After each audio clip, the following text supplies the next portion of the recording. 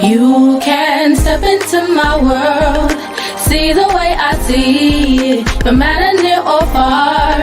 It is a sight worth seeing. Step into my world, see the way I see it. Rivah TV. Rivah TV. What is up, everybody in the chat? Hello. Good evening. It is so nice to absolutely see all of you guys here. Thank you guys so much for joining me this Monday evening. I have decided, every Monday before, previously, I absolutely was doing Monday night live streams. And I have decided that that's exactly what we're going to do. Okay. Every Monday at 7 p.m., we're going to meet here and we are going to talk about so many different things. Okay. So many different things. Shout out to you, Kirk. Hello. Thank you so much. Good evening. Good evening, Kirk. I see Kashawn is here. Good evening, Kashawn. Hello, Montel Jackson. Hello. Good evening. Celine, hello. I saw Amaria in the chat. Hello, Amaria. DOD, thank you so much. TR baby, hello. Thank you so much for joining me. So tonight, as you guys can see by the title, okay. Oh, I'm sorry. Hello to, is it Darian or Darion? This is your first time catching the live. This one is going to be a really good conversation, okay? We're going to talk about so many different things tonight, but I got this idea because I actually did a live. Hello, Chapter 9 Music. Hello, yes, Rivah TV. I did a live stream the other day, and it was with Unsolicited Security Boss.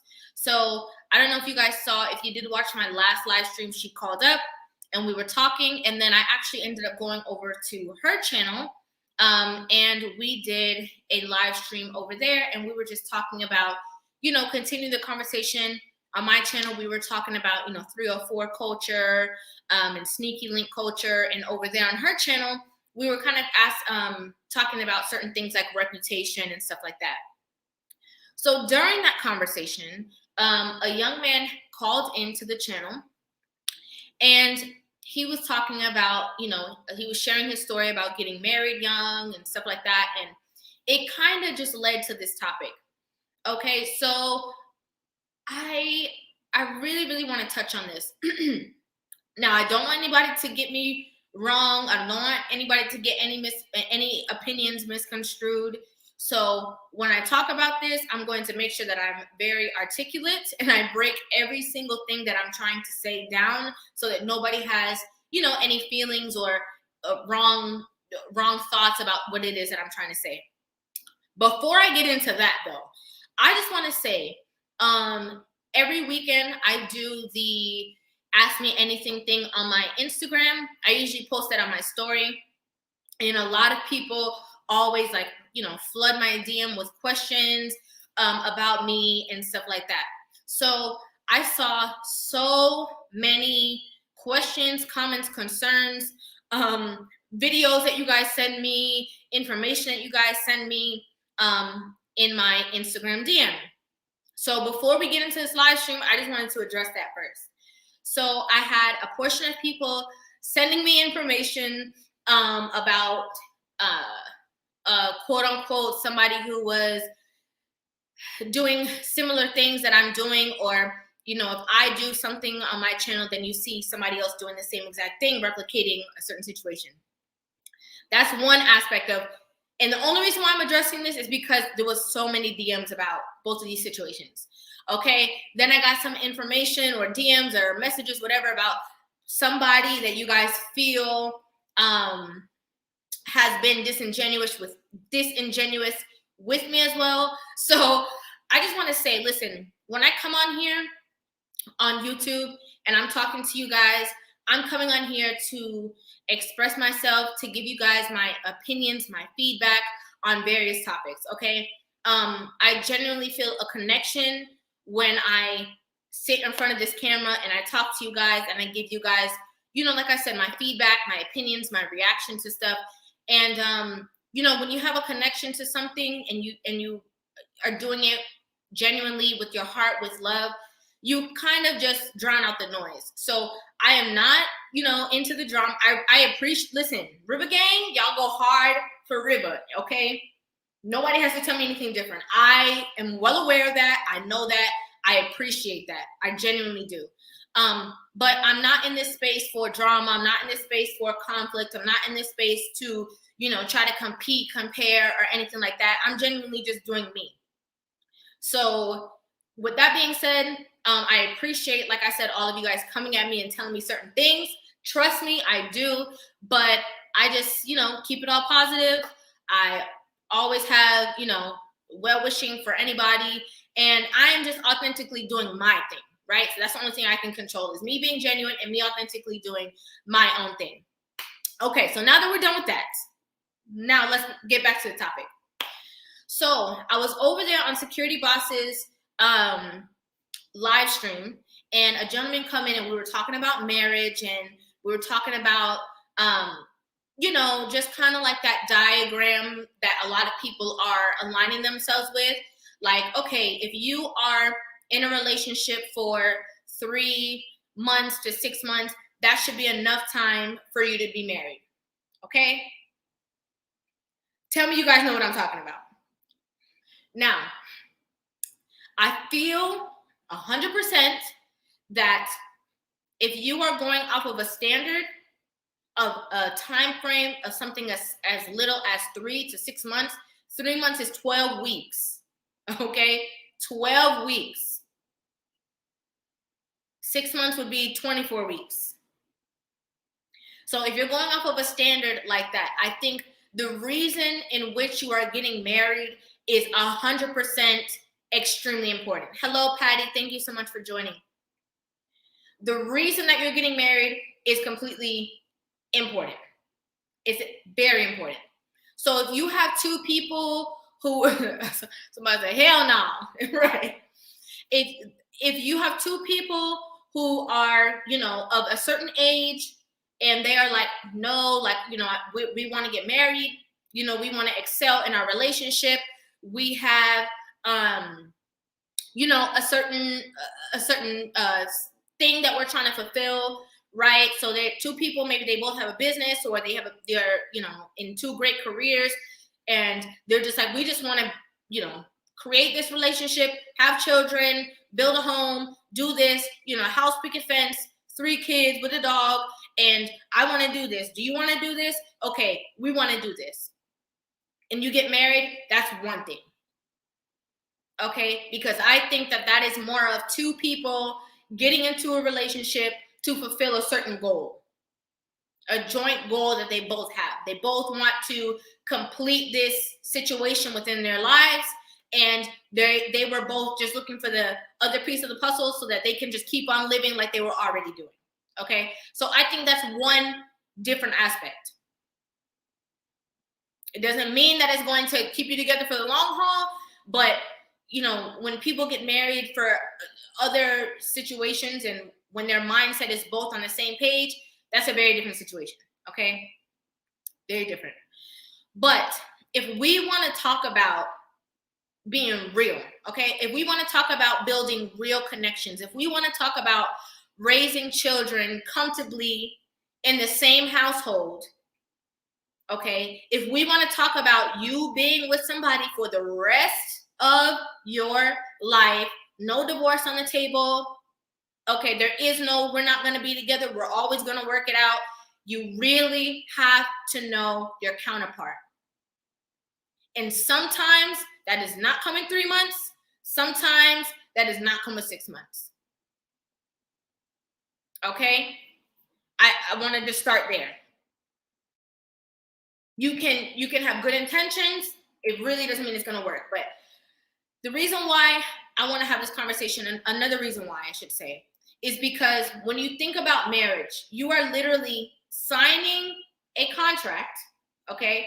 You are signing a contract that this person is responsible for a lot of things in your life. So that means if you get sick, If something happens to you, if you are unable to make certain decisions, you are trusting this other person essentially to make all these perfect decisions that are really important to you, for you, because you are unable to do so. And again, before you sign this contract, you need to make sure that you fully know this person so that you can trust, if you are unable to make certain decisions, that this person who is doing that will make the proper decisions for you. I hope you guys are hearing me. Okay? If you are having a systematic marriage where, you're just like a systematical person, quote unquote program person who just kind of like going with the flow, the ebbs and flows of life, by this time, I'm at a place in my career, he's at a place in his career, you already have your life planned out, he has his life planned out, you guys meet, and the only thing that was missing was the person to the puzzle. You guys both fit that, you have the same visions, goals, life path that you want to go on, and you're just fulfilling these spaces for each other, for the image or the structure that you guys want. That's a very different thing. That's a very different thing. Okay, I'm gonna go ahead and hit some of these comments really quick, but and then we're gonna move on. But I see some of you guys dropping some really good stuff in the chat. I saw Justinios. Shout out to you as well. Thank you so much for joining me on this Monday evening. I see Patty Cakes. It's true. A man found me and he was ready to marry. He proposed within 3 months, married under a year. Patty, please stick around. I hope that you can call in because we're going to have some real conversations about this. Okay, Joel Breezy. Yeah, 6 months is way too fast. Really, it takes a couple years because people change up. Okay. Celine says, I hear a lot in religious communities. People get married that quick just to have sex, which is fine. Very good point. Very good point. Okay, I'm going to come back to that, Celine. Amaria says, I heard a lot of people say 6 months only they've been friends with only when they've been friends with the person for years. Different situation as well. Okay. I'm glad that you said that, Amaria, because this is about, that's a completely different scenario, right? Like we're talking about you go from being a stranger with this person to in a relationship with this person and married in a 6 month span. That's what we're talking about. If you are friends before you get married, or you know each other for a long time before you get married, that's a completely different aspect. When we're talking about going from 0 to 100, 0 to lifetime, 3 months to 6 months is not always enough time. Patty, thank you so much for the super chat. You're right. I was a wife and he found me. We were married under a year. Okay. Please, Patty, stick around because I really, really want to talk to you about this. So one of the reasons why I'm saying that 3 months to 6 months is not enough time for everybody, because one, relationships and marriage is not one size fits all. It is such a serious situation that is not a one size fits all situation. I want to read this comment really quick. It says, 3 months to 6 months is not for everyone. Everyone can't follow the textbook. Nothing isn't written in stone. Every situation is different. Life is complex. Flexibility is important. Correct. Okay. Now, I'm going to leave this comment up on the screen because this is exactly what I was saying at this same point. 3 months to 6 months is a standard that is not suitable for every single person. I want you guys to remember that two things can be right at the same time. 3 months to 6 months is very possible that it can work for some people. It does not mean it's always going to work out in that exact manner for everybody. Okay? One of the main reasons why is because a lot of people are together for 3 months, 6 months, but it does not mean that they are having certain necessary conversations within that time frame. Okay? There's not a lot of people that are sitting down and talking about, you know, where are you from? Well, where are you from? Well, what are your plans? Well, what are your plans? You know, a lot of times you can be together and you can be dating or, you know, courting, and you guys can be going out and hanging out and having a good time, you know, talking every day, just, you know, loving the vibe within each other, but not having certain intricate conversations enough to know how far or how well you can finally get in depth with this person. And that's just being honest. That's just being completely honest. Again, it's more likely that these people who are talking about 3 to 6 months, again, they have a plan in place. It's not really about the love. It's not really about the intimacy. It's not really about anything other than fulfilling a duty. But from what I can see, and the reason why I'm talking about this is because I have seen a lot of people in my comment section, you know, your vibe attracts your tribe, and a lot. And you guys know Rivah's full of love. Okay, I'm full of love. I'm full of emotions. You know, and I feel, you know, personally, I see a lot of people in my comment sections that are talking about, you know, the superficial connections, or people just getting married to just get married. Like, you guys want to have like relationships where you actually like this person, and it's, you know, you are fulfilling a duty, but you also have a connection with this person. It's important to get to know each other, because what happens a lot of times, people end up in relationships with the representative. Rivah, what's the representative? The representative is usually the person who is on their best behavior, okay, straight A student, on their best behavior to get to the finish line of marriage with you. And then after you are married, that's when the veil comes off. You know, you get the stuff out your eyes and you see who the real person is that's in front of you. Serious situations can happen because of that. Serious. Now, like I said, I'm going to be breaking a lot of stuff down because I don't want anybody feeling like I'm saying that I'm against marriage, or, you know, that I'm encouraging people to shack up, or I'm encouraging this and I'm encouraging that. I'm not saying none of that. What I am saying is it's very important to know the person who is going to be in charge of a lot of things when it comes to you once you sign that contract. It's very important.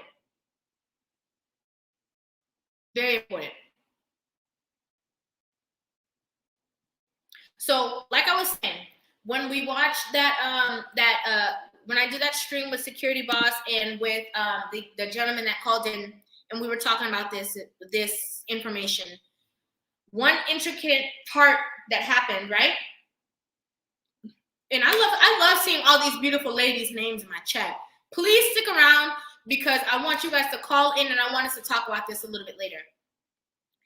But one of the intricate parts is that he said that in meeting this woman and courting this woman, he did not know her family, right? So really quick, before we get back to the timelines and stuff like that, I want to talk about the importance of knowing the people who are behind this person that you see. I did a reaction video the other day, and like, you know, somebody was saying it doesn't matter, you know, like, who cares about the family? I'm not marrying them, I'm marrying you. And let me tell you why I call BS on that. Because the people who raised this person are genuinely connected to this person, number one. And number two, a lot of the traits that you will see in these people who raise this person are going to be in this person. So one really key way to get to know the person that you are going to be committed to, married to, again, signing this really big legal contract that gives this person responsibility over you, is to know their family. It's to know their family, okay? You need to know her mom, have conversations with her mom, know where her mom came from. You need to know her dad. You need to know the story as to why her parents are not together, if they're not. If they're married, you need to see what kind of marriage it is. Okay, see how her mom talks to her dad, relates to her dad. See what kind of, issues, if any, that there are within those people.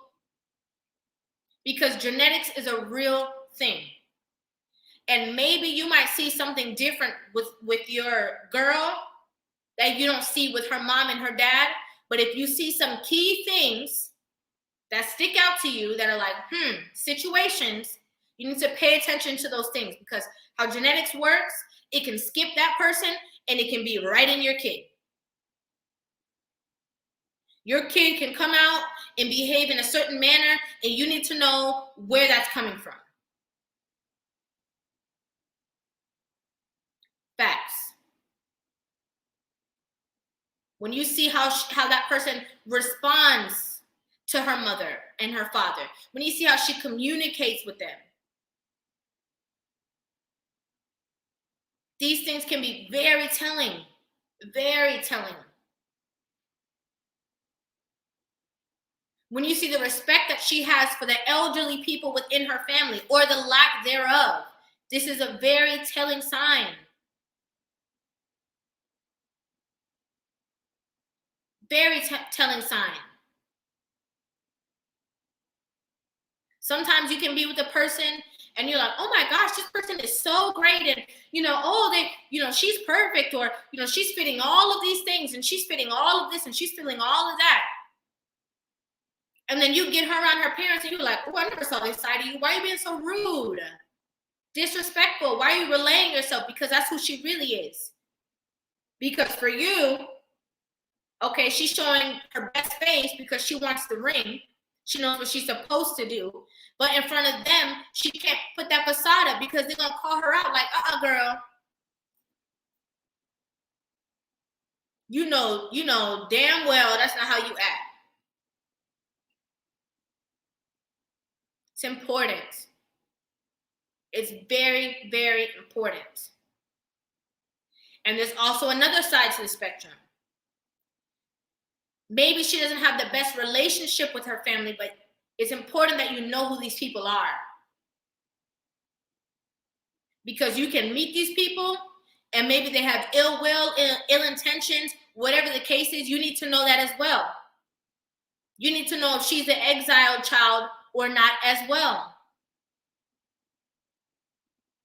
Because it will help you to have understanding within the relationship if maybe she doesn't meet up to the certain quality or caliber that you're expecting, because maybe she didn't see it. So maybe those situations, if you see that she's such a nice person, but I have a little bit of trouble with her in this area. If you know where she's coming from, you have more grace in the relationship. Way more grace. It's so important to know these things. I can't stress that enough. Like, you know how they say, like, what's the saying? If you know where you're, you can't know where you're going unless you know where you're coming from. That's very true when it comes to marriage. You can't know this marriage is going if you don't know where either party is coming from. It's crucial. It's crucial. Now, let me go back to the timeline. People can say, well, Rivah, like, what if I met the family the first month? And, again, this is not for situations where people were friends before, or they've known each other for a long time. And then, they meet up or they link back up. And then 3 months to 6 months, that's a completely different situation. Completely different situation. Although in that 3 months to 6 months, you're still going to be learning a new version of a person, because to be friends with somebody and to be like intimately in a relationship is two different things. But it's different work when you know somebody for a long time. Okay, it's different. I'm talking about, again, 0, don't know each other, get married and all of that in 3 to 6 months. Okay. Another reason why the timeline is not one size fits all for everybody is because somebody can keep up that representative for a long time. A long time. Some people are good too. Some people, their family doesn't even know how they act when they're in the relationships. Their family also thinks they're a goody two-shoes. So you meet the family and you're like, oh, she's great, or she comes from a good family and she was raised right. Like, wow, like it doesn't get any better than this. You know, she's a really good girl, and she's a really this, and she's a really that. Family, nice people, whatever. They have no idea she'd be in the house raising hell with these men. No idea. No idea. Just like you thought she was a good girl, her family's like, oh, we thought she was good. We didn't even know. Some people keep that represented up for a while. And you know what's interesting is that people say stuff like, oh, well, you know, if it doesn't work out, or if this person is not who, you know, they claim to be, then you can just get a divorce. This is one of the biggest problems right now when it comes to marriage. One of the biggest issues when it comes to marriage. Not only in our community, but in general, across the board.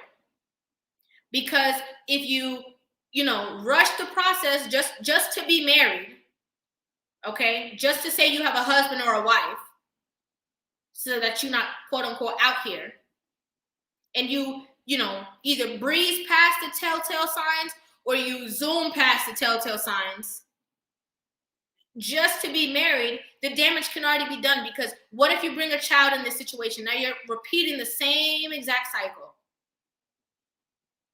Now you have a one-parent household.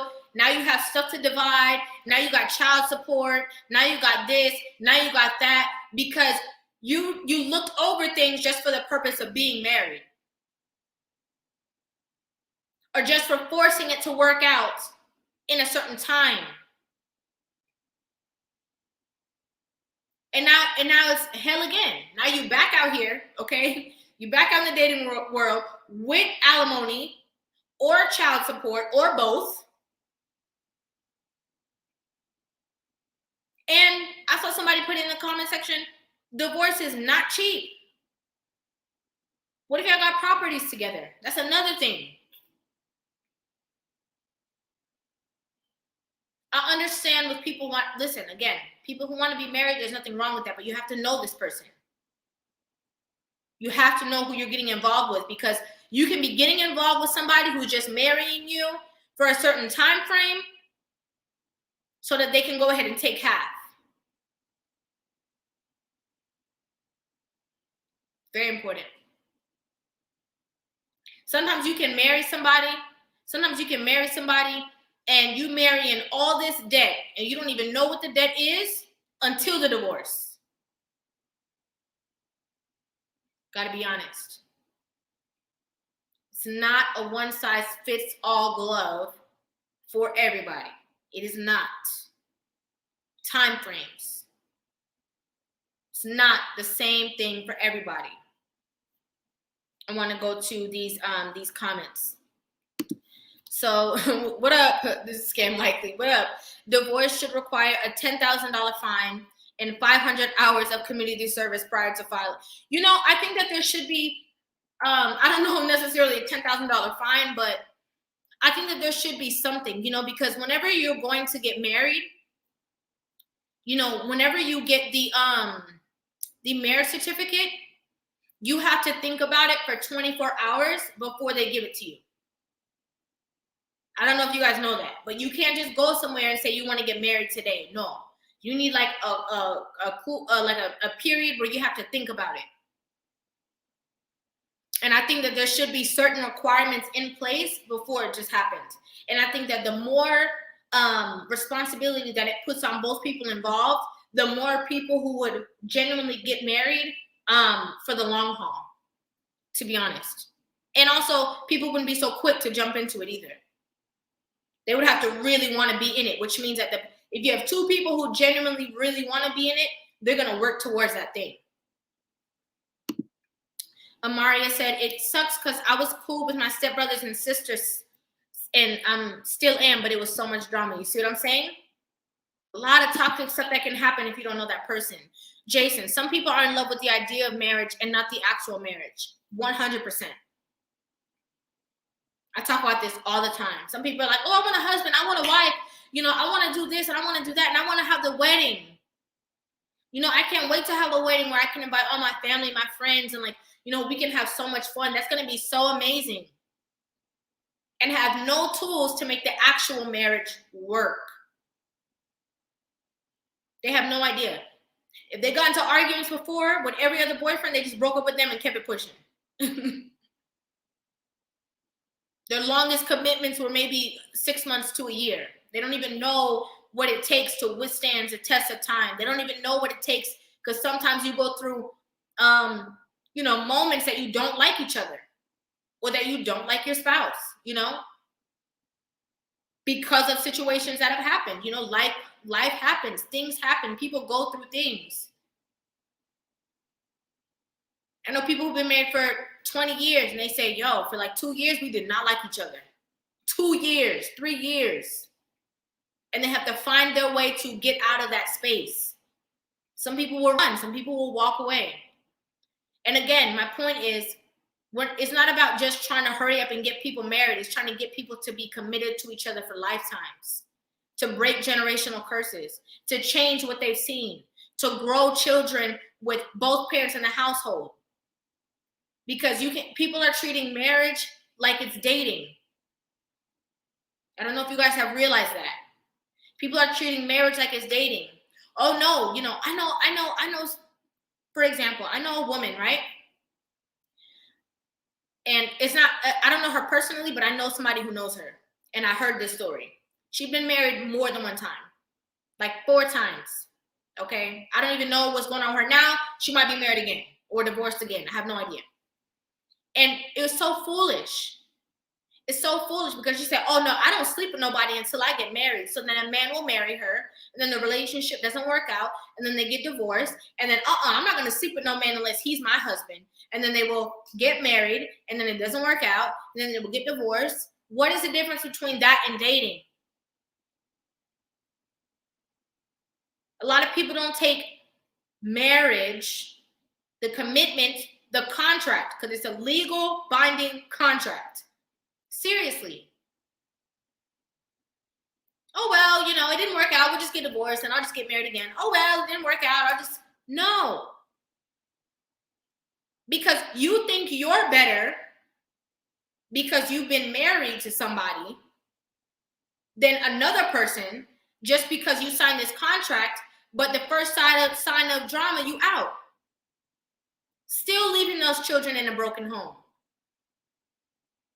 Still having the child support drama. Still having the alimony drama. Just with a title above it. But we want the longevity. That's what we're striving for, the longevity. 2 people that can actually work together and make something of themselves for a long haul. How is that going to happen? You have to know each other. And you have to know the intentions of the opposite person. Both of you have to have the same intentions. One person can't be gung-ho, to get married and stay in it for the long haul, and the other person can't be like, damn, forever? I don't know if I want to be with one person for the rest of my life. You're not equally yoked. Like, it's not going to work. Because eventually that's gonna subside, and the truth is gonna come out. And more times than not, the person who was iffy about it, but who was doing it for the other person, is going to have all this resentment. Then you guys get into an argument. Well, I never even wanted to be married. It was because of you. It's foolishness.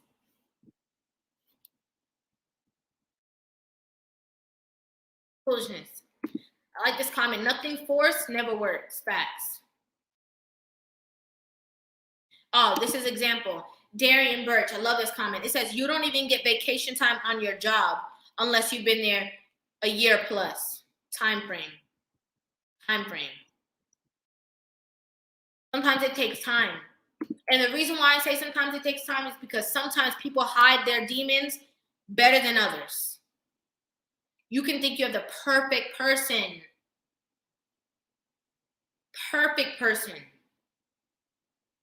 Right? Like, oh, she is just perfect. And then you find out, like, you wake up one day like, who the hell is this? Who is this? Who is this person that I'm in this situation with? Because I don't know this person. It's a dangerous situation. And let me take it a step further. Furthermore, this is somebody that you're going to be laying in a bed with and sleeping with. Sleeping with, okay? Sorry, guys, I'm fixing something really quick that I see, but this is somebody that you're going to be sleeping with. When I say sleeping with, I mean you got to close your eyes and go to bed, okay? You need to make sure that that trust is there. That's your most vulnerable state. A lot of people don't think about this stuff, right? A lot of people be like, maybe thinking that I'm just saying stuff, or, you know, that I'm just thinking about it too deep, but a lot of people don't think about these things. They don't. They don't think about these things. In your most vulnerable state, you're going to go lay down by somebody that you don't know that well. Dangerous. Dangerous situation. A lot of people have some baggage that you never saw coming. And then you wake up one day like, oh my God, how could this be? I would have never expected this. Yeah? You never expected it because you didn't know them? Is that why? Is it because you didn't know that person? Incog spectator, thank you so much. The dark side of dating over years is that it gives you develop, it helps you, I guess, helps you develop inconsistency. You're practicing breaking off artificial marriage. So when real marriage comes, all you know is ending relationships. 100%. You're so used to dating and break up, and dating and break up, and dating and break up. And now people are treating marriage breakup, marriage breakup, marriage breakup. And they're not taking the severity of it. Listen, it's bad, okay? It's bad when you're in a relationship and you have, that's what, I mean, we always talk about this, marry before you carry. We talk about this all the time. Is every situation 100% like that? We understand that things happen, okay? We're very well aware of that. Very well aware of that. But as a man, when you get married, and especially if that person already has children, and you get divorced, whew, now you got to take care of your kids and their kids. It's important to vet that person properly. It's so important. And I mean this from my heart because it's so important. So very, very vitally important for people to change the situations, not just repeating the same situations in the same cycles. It's foolish. It's very foolish. I see Maria said, look at ASAP and Riri. And that's the thing. The thing is, right, ASAP and with that situation, a lot of people will see that and be like, oh, it's not a big deal. Like, you know, I can just go ahead and have my own baby. But she's fine. She's fine. She's more than fine. He's more than capable. They are more than capable of, if anything were to happen, that child is not going to be in harm's way. And you have people who don't have those same finances looking at that and saying that it's completely fine. It's not. Because we have people who are together in a relationship who are already bringing babies into struggle. Okay? Bringing babies into struggle, get married in struggle, and divorce, and the little bit that he got, you taking all of that too.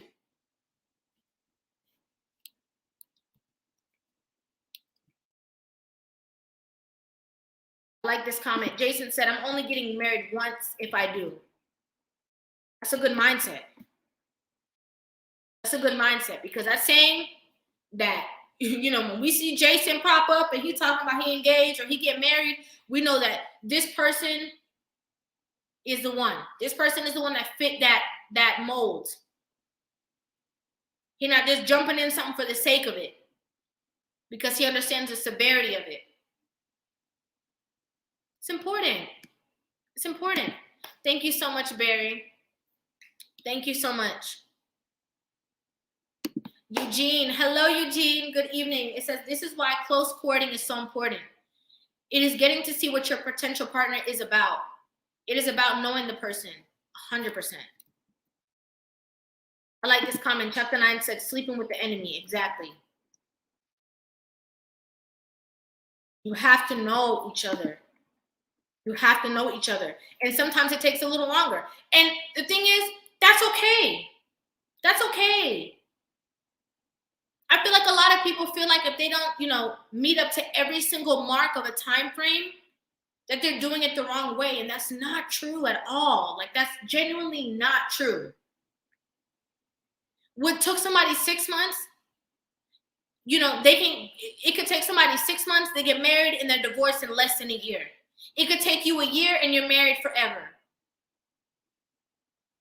These things are not one size fits all. It's important to know your counterpart. It's important. It's very, very vital. It's not no play thing, okay? It's not a game.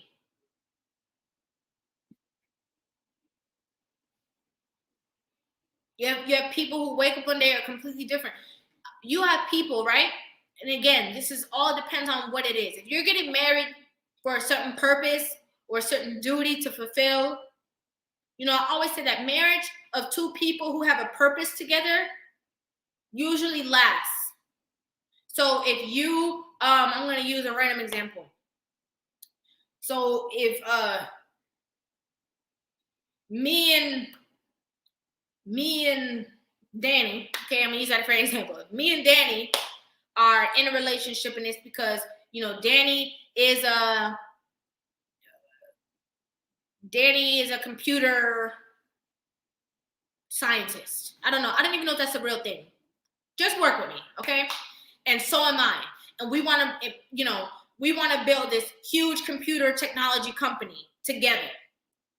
A lot of relationships like that normally stick together because they have a common goal that they're working towards together.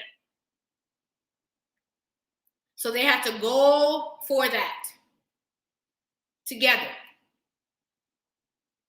You understand what I'm saying? So two people that are working towards a common goal, because if they argue, if they fuss, if they fight, if they can't stand each other, if they love each other today and tomorrow they don't love each other, they still have that common goal that they're working towards, and they will figure it out. When it's two people who are just systematic people, I went to college, you went to college, I want to be married by this time, you want to be married by this time, we want to have a family, we know for a fact we want to live in this state, we want to do that, we want to do this. Those kind of people work off of time frames. Okay, what are we waiting for? Because we both want to be married, we both know we want to have kids. It's more of getting to this finish line and doing these things and fulfilling these duties instead of, love you, baby, starting from zero. What do you know? What do you know? I don't really know. I'm not really sure about marriage and what it is that I'm expecting. I'm not really sure. I'm this, I'm that, blah, blah, blah, blah, blah. Completely different scenario. I understand when people work off of time frames with those kind of marriage mindset ideals. I completely get it. Right, exactly. That fits into the 3 to 6 month time frame. Completely get it. No problem. I understand that. But exactly. You got to have a solid plan when you're talking about getting married. Exactly. But again, you starting from 0 to 100, 100 being lifetime commitments, because we're not talking about marriages that you're just going to walk away from. We're talking about commitments that you can be with for the long haul. Changing the situations. Because let's be honest, does marriage mean that a person is going to stay with you? Hell no. It does not mean that. It does not mean that. But if you want to set up a marriage for success and not just play, double dutch, maybe it's going to work. Maybe it's not. Maybe it's going to work. Maybe it's no.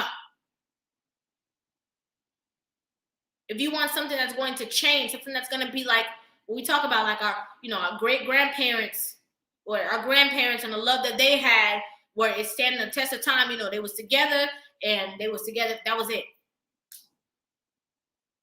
That was it. You didn't see grandmama with nobody else. You didn't see granddaddy with nobody else. They was together all the way, fulfilled whatever it is that they were supposed to be fulfilling, and then that was that. Not different people jumping up in the house. Okay, I'm tired of this. I don't want to. Okay, no. If you start from 0 to that, 0 to 100, you're going to need to see what this person act like when they get mad. Number one. You're going to need to see how this person communicates with you when they disagree. And we ain't talking about no fuss and fight. Okay, you need to see if this person going to try to fight you. You need to see if this person automatically start throwing stuff. Okay, you need to see if this person start, fighting you, throwing stuff at you, going below the belt, saying stuff that you were not expecting that person to say. Real disrespectful, like gutter, cutthroat arguments that they're having with you. Or if this person knows how to, properly communicate with you when they're talking to you and effectively tell you their feelings without all of that drama. You need to know how this person pays their bills. Do they pay them on time? Okay. Are they always late, paying the late fee for no reason? You need to know how this person feels about children, if they want to have children, if they don't want to have children. You need to know, what their goals are in life, what their aspirations are in life, what their plans are, what do they see themselves in 5-10 years.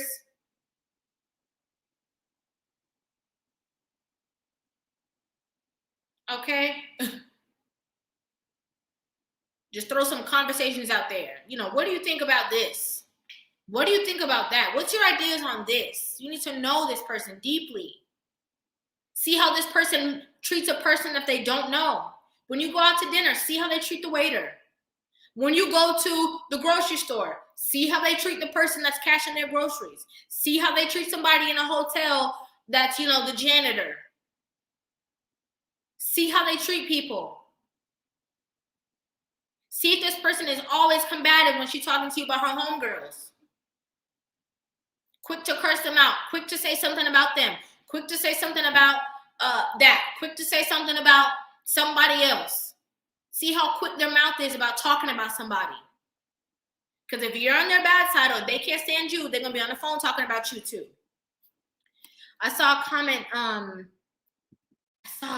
Oh, thank you so much, Gastons. I know, yeah, it's been a minute, but I was live last Monday. But yes, I'm so glad to see you over here. So Rivah says, I don't know, Rivah, that sounds like operating out of fear.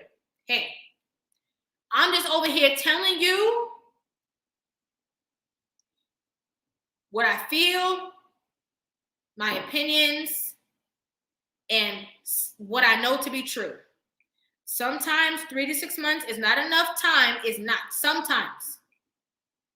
Depending on the reasons, depending on how long you know this person, depending on a lot of things, to know each other. It's not operating out of fear. It's standing and being the overseer to the whole situation. You need to know. It's a lifelong commitment. Not only that, I said it before, I'm going to say it again. When you sign that contract, God forbid something happens to you, Rivah, this person that signed that contract, they're in charge of your life. Think about it like that.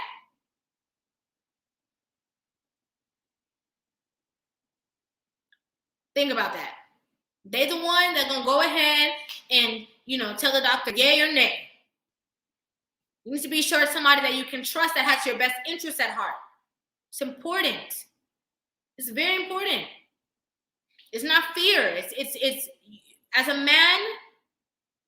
man, you need to be a leader to your surroundings. As a man, you're supposed to be able to see all things and make proper judgment. How can you make proper judgment if you're not aware of who this person really is? Being in a relationship with the wrong woman can ruin your life. You got to know who this person is and where they come from. Gracious Greatness says, some sisters are good at being chameleons and wearing camouflage 24/7. And there are ladies who continually change the goalposts. So even after a year, you might still not know that person. If you are a man and you want to be in a relationship with somebody and you have a time frame that you're working with, if you don't 100% feel like, if you feel like you don't see any signs, if you feel like you know this person good enough, do what you want to do. Get married. If you feel like you have somebody that has a common goal, the best interest and stuff like that, by all means, that's what you do. You get married. But some of us be seeing some red flags and looking past it because we want to keep the relationship in a certain time frame. Just being honest. We want to keep things quick. You know, your friends got married in 3 months, so you were trying to get married in 2. Your friend got married in 6 months, you're trying to get married in 4. It's not a one-size-fits-all. I'm going to say it again. Sometimes people know each other, right? They get married, and it's great. Fine. But you have to know that all of these things are not a one-size-fits-all for you. What works for me might not work for the Don, okay? What works for me might not work for Kashawn. Just being real. You have to be able to know who this person is, okay? And knowing comes from experience. It comes from having conversations right off the bat. Deep conversations. It comes from finding out who their family is and the lineage that they come from. Because I'm telling you, genetics is real. Genetics is a real thing. It's a real thing. Certain traits, behaviors, and stuff that you even see that yourself is doing, you get it from somebody. You either get it from your mom, your dad, your grandma, your grandpa, the person who raised you, you know, certain behaviors that you've seen. And if you want this person to house your, listen to this. Listen to this. If you want this person to house your child, okay, they're the baby making oven. This is the baby's home. Your woman is the baby's home for basically 10 months because they have the baby in the 10th month. The woman's body is the home for 10 months. So that woman is imparting a lot of DNA into your seed. It's important for you to know who that person is. Very important. Very important. I love this comment. It says, most people want the lifestyle of marriage and not a blissful union. Okay, you have people cussing each other out in front of the kid, you know, fussing, fighting, throwing things, kicking each other down, all that kind of stuff, and talking about, oh yeah, well, I got a husband. Girl, he don't like you. You don't even like him. And I want to say this again. I'm going to drop the link so you guys can call in. But I'm going to say this again, okay? I'm going to reiterate. There are people who have a common goal, okay? I have a common goal, and I'm sorry for my internet. I think it's chipping out. I'm not sure why. Let me know if you guys can see me. I don't know why it's glitching. Can you guys see me? Can you hear me? I see it is frozen. I have it up on my screen too, on my TV, so I could see that it's like frozen a bit. Tell me if you guys can see me, if you can hear me, if I'm still glitching a little.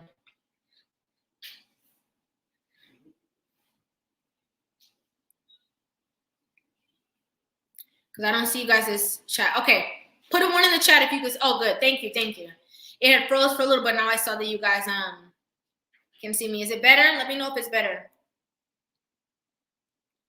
Can you see me now? Let me know.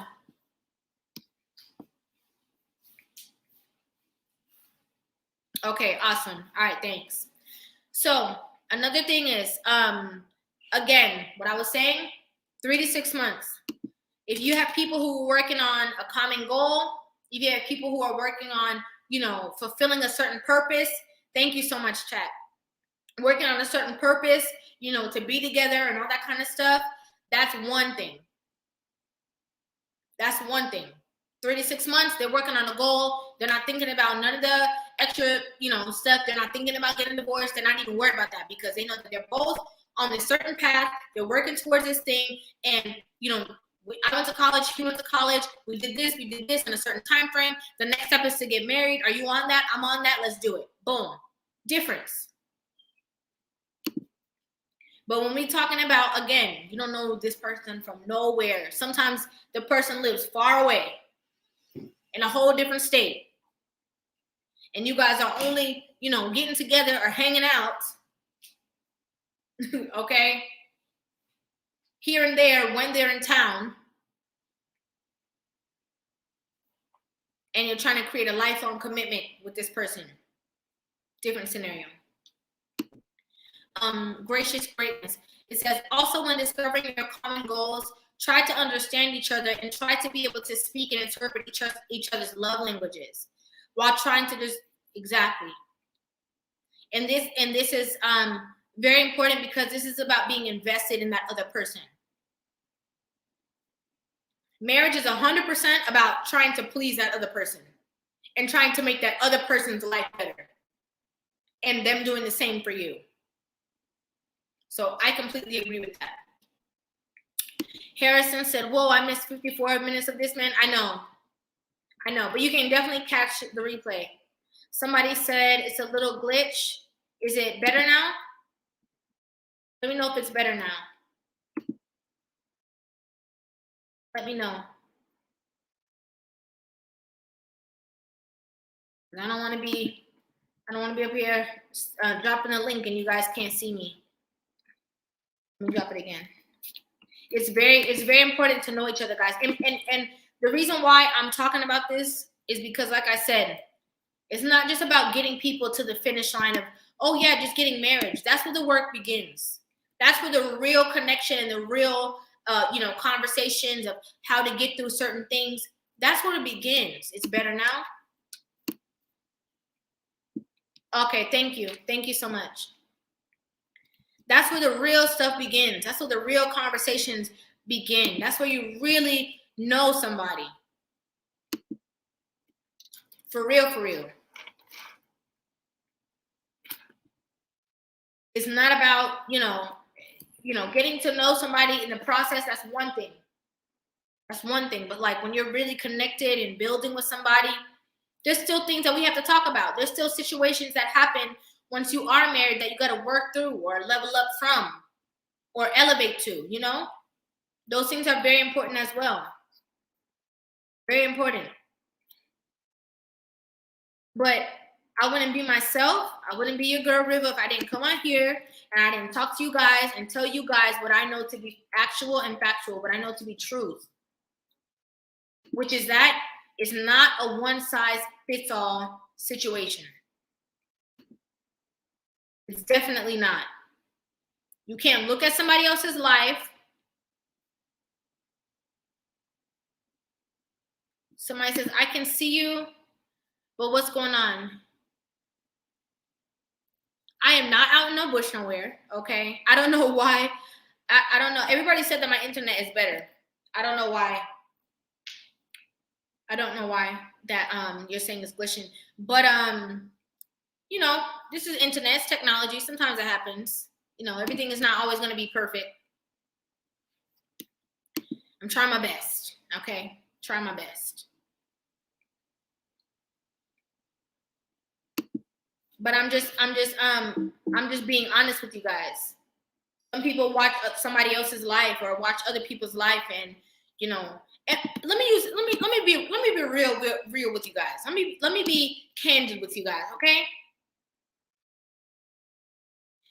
Even in this space, okay, when we talk about a joke, I know you was joking, but even in this space where we talk about, women, holding women accountable and, women trying to get it together and women being in the right headspace and, we kind of let men know information. Just because you're a woman that's in this space doesn't mean that you also don't need to go rush down the aisle with somebody. Let's be real, okay? Because we have people who feel like they have to be pressured to do things because you know, they're trying to elevate in a certain way, or they want to. No, you have to be authentic.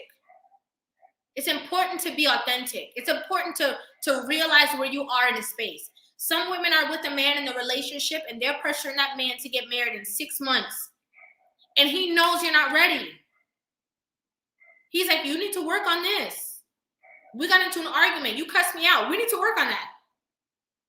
We can't work on this time frame because your biological clock is ticking.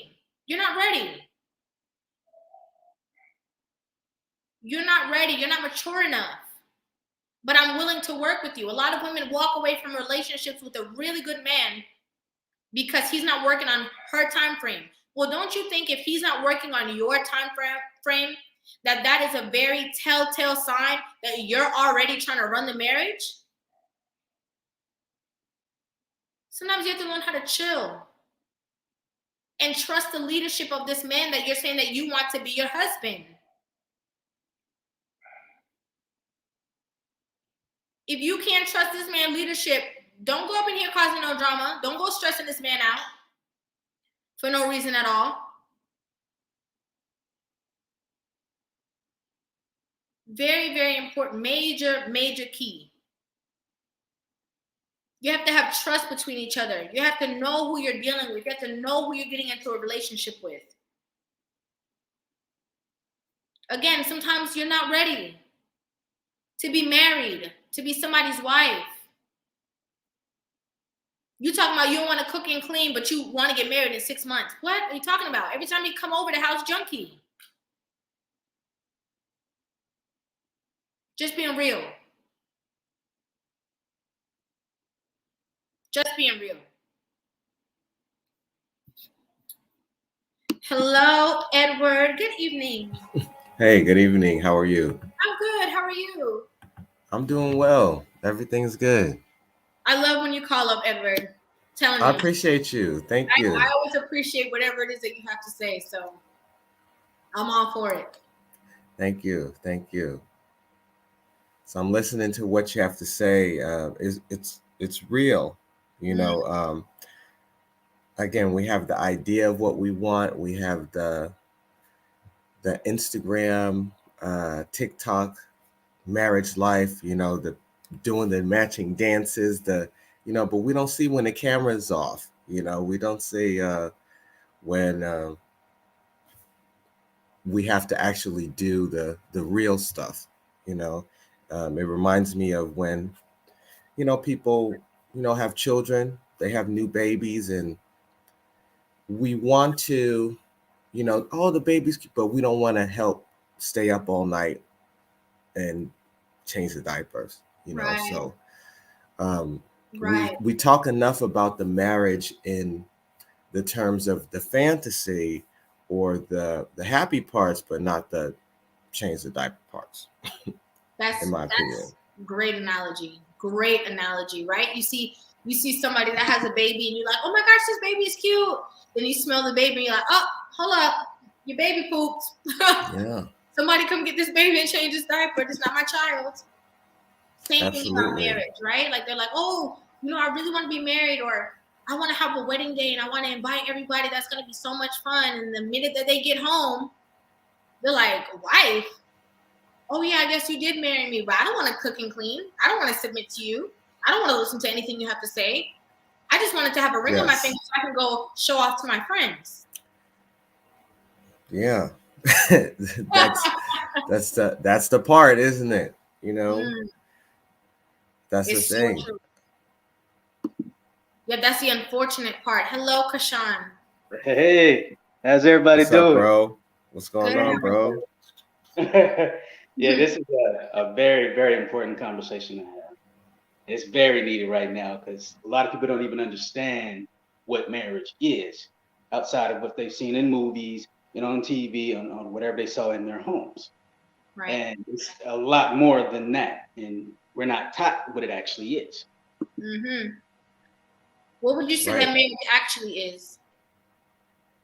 Well, it's a number of things.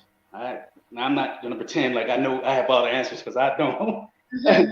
I'm still learning stuff every day. I just know, like you've been saying, that you have to vet the person that you're considering marrying, there's a lot to consider when it comes to the decision to marry, you know. Mm-hmm.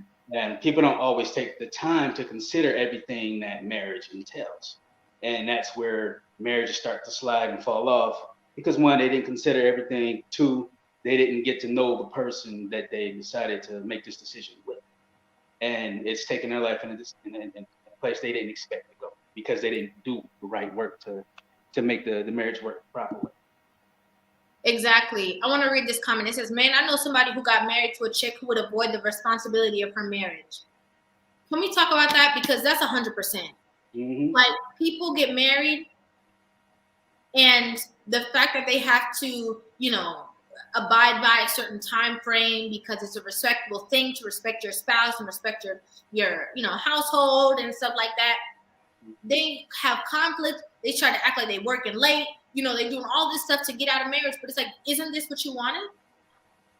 So that means you weren't in it for it to be, you know, cooperative with somebody else. You weren't in it to build with somebody else. You were in it just to fulfill your needs. And we have a lot of people who have that selfish mindset.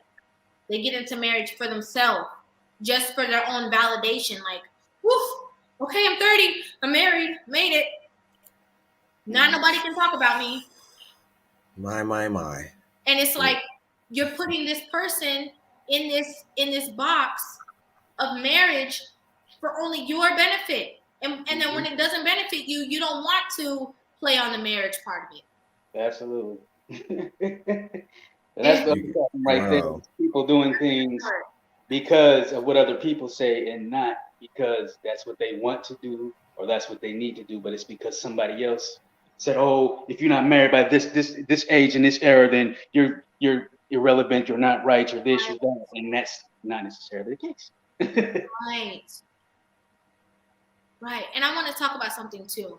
In speaking of this time frame, you know, I've seen a lot of people like going through some stuff like mentally on social media, you know, that beautiful, I think she was like Miss America. Oh yeah, I just saw it there today. Right. Like literally like just took herself out, you know? And recently. Yeah. And you know, I was reading an article on it this morning actually, and you know, she had, you know, expressed that there was certain time frames that she was supposed to do certain things, and she felt so overwhelmed with trying to keep up and trying to remain beautiful and trying to remain this and trying to remain that, and she didn't have kids and she didn't have this and she didn't, you know, and this whole thing that everybody tells you that you're supposed to do, right? Right. But I think it's so important that it's not who finishes, it's not who gets there. Okay, it's not who starts off first in the race. It's who gets to the finish line. Some people, everybody's story is completely different. Everybody's story is different. You can have somebody who maybe got married young and then they never get married again. Or somebody that got married, you know, maybe in their 27, 28, and they're married for the long haul because they know themselves, they're sure of themselves, they're a whole person. They're married to somebody who is a whole person. They raise children who are whole, lacking nothing. They're not broken. You know what I'm saying? They have a secure household. Mm-hmm. So we have so many people who are watching other people, and then they feel so constricted by what everybody else around them is saying. You know, they're trying to do the right things, and they're trying to abide by a certain time frame, or, you know, just trying to do the right thing or whatever. Let me say this, okay? Some people get married for the whole sake of we're not shacking up. Foolishness to me. To me, I'll take all the blame. I'm talking about only for me. I'm saying, to me, that's foolishness. To me. I understand if you're two religious people, but there's a lot of people who get into relationships again. They're basing everything that they want to do when it comes to progression in the marriage based off of somebody else, and they don't know the other person. Again, so everybody will tell you what they think is the best way to do things. But in actuality, it's not a one-size-fits-all. Thank you so much for joining, Bobby. It says, here's my dusty $5. Thank you so much, Bobby. I appreciate you. Trust me, that $5 is not dusty, okay? It is not dusty. We thank you for the constant support over here. Some people just want, some people just want to wear the ring and they want the aesthetic. 100%. 100%. I like this comment. There's people that shacking up living way better than lives of married couples. Okay, tell the truth. That's very true. Tell the truth. Woo. Tell the truth. Some people be together and you be like, how long have you been together? Oh, 6, 7 years. Beautiful relationships. And then they have a friend that's maybe married 2 years, about to go through divorce, going through hell, can't stand each other, don't like each other, but because in whatever situation they're moving at each other's, the woman is more than likely moving at his pace.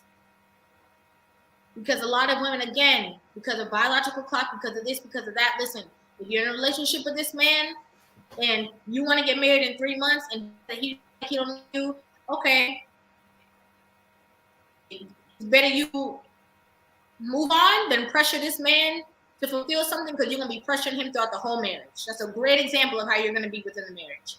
How a woman is in the dating stage, you can best believe that's a great example of how she's going to be.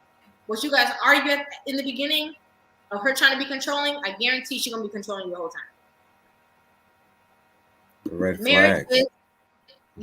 Marriage is a selfless, unconditional, and a whole lot of marriage is selfless, unconditional, and a whole lot of sacrifice. Yeah. So much about the other person. Mm-hmm. I want to read this comment. That's crazy to stop dating a girl because her family has negative traits that I can't tell if it stems from genes or not. She gonna say, why you ghosting? I'm gonna say, because your mom bipolar. See, but let's talk about these things as if we can have conversations. Okay? I'm not saying you're gonna go over to her mama's house for dinner talking about you're gonna go warm up the car and you just leave. Like, I'm not talking about that. But I would hope that in this situation where you do realize that her mom is bipolar, that you have a conversation and say, do you know that your mom is bipolar? Do you feel that your mom is bipolar? Do you feel like, this? Do you know what happened? Do you know what's this? You know what's that? Because sometimes if you see something is wrong with her mom and you look at her and you say, hey, I noticed like when your mom did this or whatever, and she's like, I don't see nothing wrong with her. Okay, red flag. The reddest of flags. Oh, the reddest of flags. Super red flag. Mr. Valentine said, are you saying you will only get to know someone checking up? I'm not saying that. I'm not saying that. Again, I'm just saying that every situation is not one size fits all. Absolutely. That's what I'm saying. So I'm not saying that the majority of people should just go ahead and live together and not get married. I'm not saying that. I'm saying that everybody's situation is not one size fits all. You have some people who maybe like knew each other in college. Maybe she had her apartment or he had his apartment, whatever, and they kind of like, spend every single day with each other. That's like a form of, living with each other to kind of get to know each other. You know what I'm saying? Yes. You spend every day together. I'm at courting. Yeah, like you're at my house, I'm at your house. We're spending a lot of time with each other. That's another form of getting to know each other. It's just that everybody's situation, again, is different. And I'm not going to say this either. Sometimes people do. Sometimes people do get married, okay? And they still don't know that person. They still shocked. But I'm just saying it's important to get to know some deep, dark things about that person. It's very important. Amaria said, look at Miguel and his wife. Waited for 10 years. This is crazy. They were together and dated for 10 years. Got married for 2 years. Wait, I'm sorry. Say it again. Were they dating and then they got married? Or are you saying that they're not together? Because I don't be knowing sometimes about people's business. This is why I said they went through ups and downs, but she's married now. No, so she waited for 10 years and then they got married. Yeah. They're together. I'm pretty sure that when they did get married, there wasn't no need to be engaged or anything. I'm pretty sure they just got married because they already knew who they were dealing with. But again, she's working off of his timing. That says a lot about her. Mm-hmm. Like a woman. On his timing. Yeah, like a woman who is willing to be that cooperative with you. Now, I'm not, okay, let me say this again. I got to do a lot of disclaimers in this video. I'm not saying y'all supposed to be with no man for 10 years, okay, have his kids, and do all of this stuff and not be married. That's their situation. But I'm just saying that worked for them. Marriage is a very serious commitment to just take blanket statements and just ruin your life by it. It's not the same thing. Most people that are institutionalized have a textbook mindset, so rigid in their thoughts and are a bit flex. Hence the dumb. Okay. Huh? Most people that are institutionalized have a right. so rigid in their thoughts and aren't flexible. That's true. Again, some people have that textbook, systematic. You do this in a time frame, and you're not supposed to change your mind with anything else. To be honest, a man and a woman who are compatible, and for a man who is ready, will know this after only living with each other for a few months. But you really know each other when times are tight. I think that's true. That's very true. I think that's true. I think when you're really going through it, that's when you can. When things are not always happy and giddy, that's when you know who the person is. Because anybody can show their best self when they're happy. How about when they're not happy? Yep. Marriage should be the goal, but honestly, some people are better off shacking up. Why you say that, man, Traveler? You said some people are better off shacking up. Why you said that? And Amaria said, "Sorry, I'm doing stuff, grandma, all over the place." I don't think it's you. I think it's me. I'm starting to feel like it's my reading. I don't know if I'm. It's the way the words are put together because it kind of confused both of us too. We were looking at. Yeah. I got it now, but right. Okay, we have Salam Allah. Hello. Good evening. How are you? Hi, Rivah. How you doing? I'm good. How are you? Yes, ma'am. I'll just be brief and then I'm going to get out of here. I was married 48 years to the same black woman. Mm-hmm. And I had to take care of her the last 4 or 5 years of her life. Mm. And I stood by my wife all the way to the end. She died of cancer at the age of 77 years old. I was 69, 70. I'm now a widower looking for a new wife. And she told me if I ever died, don't live the rest of your life alone. Find another sister and love her the way you love me. She truly loved me, Rivah, and I truly loved her. And I know what it's like to be married. Take care of the black woman that you're married to. Stand by her. I took my marriage vows very seriously, in sickness or in health, for better or for worse, until death do we part. And I was there when she died. She was in the hospital, and I was at her bedside, and she slowly, her life slipped away from me. I don't think that a lot of black couples today are this dedicated. I mean, are you there when your wife really needs you? When you have to feed her, change her? That's what I said. I had to change her. I had to feed her. I had to take care of her. I held her in my arms while she was falling apart, and I sang to her. All night long I did this. And I stood by her to the end. I'll do it again with my next wife. So I'm in this for the real thing. However, I've joined some dating groups. I've met gold diggers and a lot of women playing games out here that really don't want a black man to stand by her. I don't know what they want. But then I did meet some very nice friends that may develop into a future. So to the group here, any advice for a 70-year-old looking for a 50, 60, or 70-year-old black woman to marry once again? And any advice you would like to give me, I would love to hear it. Well, I actually have a question for you. Yes, ma'am. So when you were meeting your wife, how long did you guys date before you guys got married? We got together immediately. I mean, we were youngsters. You know, we did what youngsters do. One day I just told her we have to stop fornicating and just go ahead on and get married and do the right thing. She accepted and began the 48 years that we were together, and we stayed together. And so now you're saying that now in this time, in this era, you're having actually a harder time finding somebody that is the same, that's ready to get on the same exact page with you right now. It's been hard. I'm gonna keep trying, and I have somebody that's a very good friend, and I have maybe 3 perspectives. We'll see where they go, and they're kind of flighty and not quite um, as committed. But I did meet one that was interested in the same black books that I'm interested in, and I agree with Mr. Valentine. I'm a widower, and I definitely would like to not live the rest of my life alone.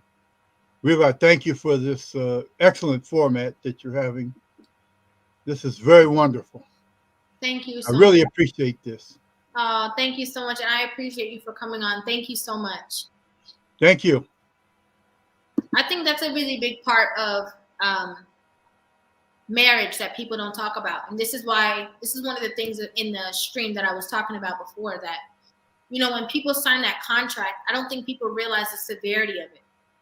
You know, like, his wife was older and she got sick older. Yes, that's one thing. But things happen. You know what I'm saying? Things can happen. And when you're married to somebody, you have to trust that the first thing, that they're not just gonna jump and be like, do not resuscitate. You know what I'm saying? This is real stuff. Like, this is so real. Like, you have to trust that this person is going to keep your best interest at heart and say, no, you know, do this, do that, because that's the only person that can make decisions for you once you sign that contract. So you have to know who that person is and what they stand for, and that they have your best interest at heart, and that they have, you know, they want to be with you. They don't just want these things from you. Because a lot of these people talking about, they want a high value man, they want a man to have money, they want a man to have 6 figures, they want a man that's gonna pay all of their bills, and he can't trust. They have to do they have to sign prenums, and he have to put some stuff, you know, in place, because he has to make sure that I know for a fact that this person is not going to resuscitate. I know that this person is not going to have my best interest at heart because she wants the money. It's important. It's important. Very important. Guys, I don't mind. I see some people back here, but I don't mind people coming up, but I need you to have your camera on, just because I want to make sure that I can see you. Okay? I want to be caught by surprise by somebody that I don't know. I want to be able to see you guys. Like the Kevin Samuels Man in the Bed. I don't know if y'all remember that, but there was just somebody was sleeping on the live. Like, they called in and they just wanted to be on the camera. So it's like it's good to check it out. I wanted to say something to that, like, and those qualities that he's talking about, those unconditional qualities, they're not dependent upon someone being 6 feet, or even for the guys, someone having a big butt and hips, you know, and thighs. Those are not what makes a lasting marriage. And it's sad that it takes men, but you can see more with our sisters that it takes dealing with a whole bunch of, you know, jacked up dudes and a whole bunch of jacked up women as well, to realize, okay, none of that matters. Right. I should have got that guy that cared, you know, because that's what matters the most. And us too, you know, there are people in my life who, if I think back, you know, this person, you know, really cared. But I also want to say this as well. Just like the brother, I forgot his name, who just shared the beautiful story. When you do meet, it's just like, you know, you see online, I just want to meet a good man. We're all a good man. And then when good man shows up, oh man, like, you know, I've seen it myself, how he mentioned flighty. Like, there will be just a reason. Oh, you got blue on today, and I can't do it. You know, it's just right. With homeboy, he took you around the world, and but you know, it's like, so again, it comes from that baggage so you have to know yourself and know enough not to self-sabotage yourself. And Yeah. when he talked about his wife, and he said, his wife said, "I want you to be happy with or without me if I should pass away." I don't know. I've known several people whose spouse passed away, and they are so selfish. They would never say that. They would say, "I want you to be alone for the rest of your life," and Right. we don't want to really talk about that part. So Right. Yeah, people And don't ever think about that part when they go into it. For me, I've seen it in both. I've seen it both ways, but I just recently went through that with my parents. My mom passed last May, so it'll be a year in May. oh, I'm sorry. sorry to hear that, man. My parents have been together for over 20 years, married, and they were married up until the day that she passed. He sat in her room with her and held her hand into her last breath. Mm-hmm. Just seeing that example of marriage with my parents, and then watching other marriages that faltered and fell off, and they may have come back some years later and remarried that same person and just different things. But I've never seen a marriage like my parents. Mm. And the work they did and everything. That's never seen that outside of them. Mm. And that's probably what your standard is going to be, right? Are you married? No, I'm not married. I'm looking for my wife, but I'm not married. Oh, okay, but that's probably what your standard is going to be. It's the parents that you saw. So that's perfect for the example that I was talking about earlier. You know, a woman who meets you and knows that story of like your parents were being, married for over 20 years. Mm-hmm. You know, she's going to understand like, okay, he comes from structure.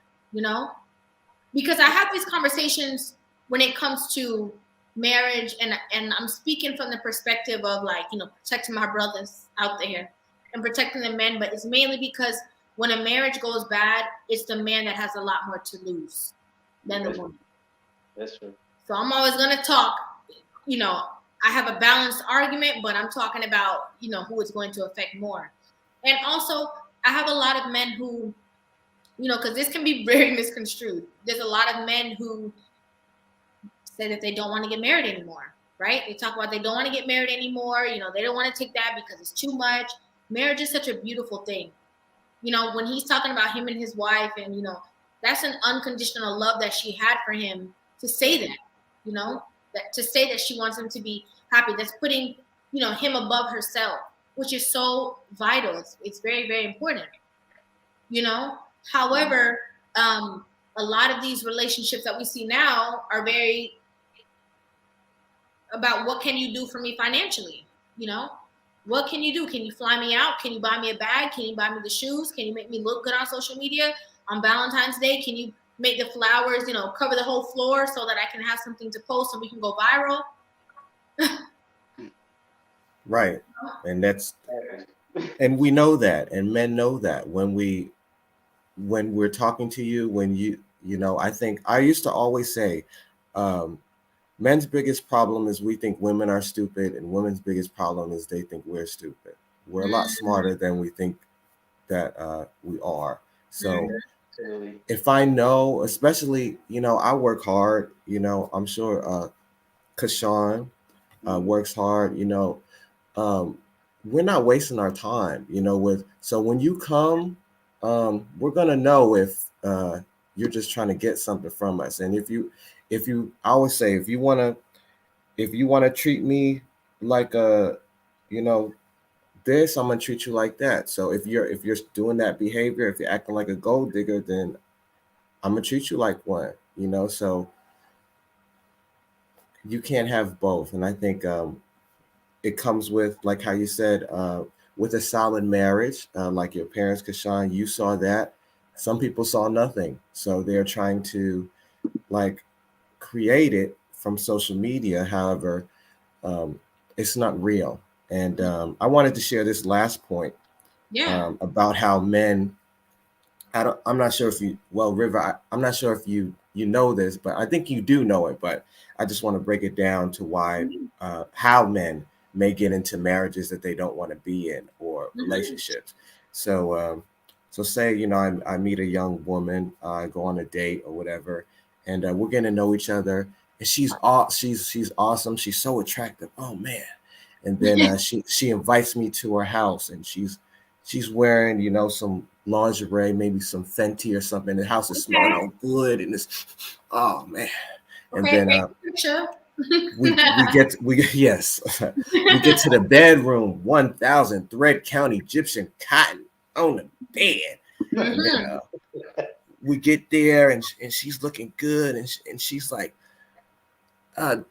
just go ahead and do the thing. So, you know, I get to taking my jacket off and, you know, doing things, and I get there, and then as soon as things are about to happen, she says, wait, you got to be my boyfriend first, so we can't do this. So will you say that you're my boyfriend now?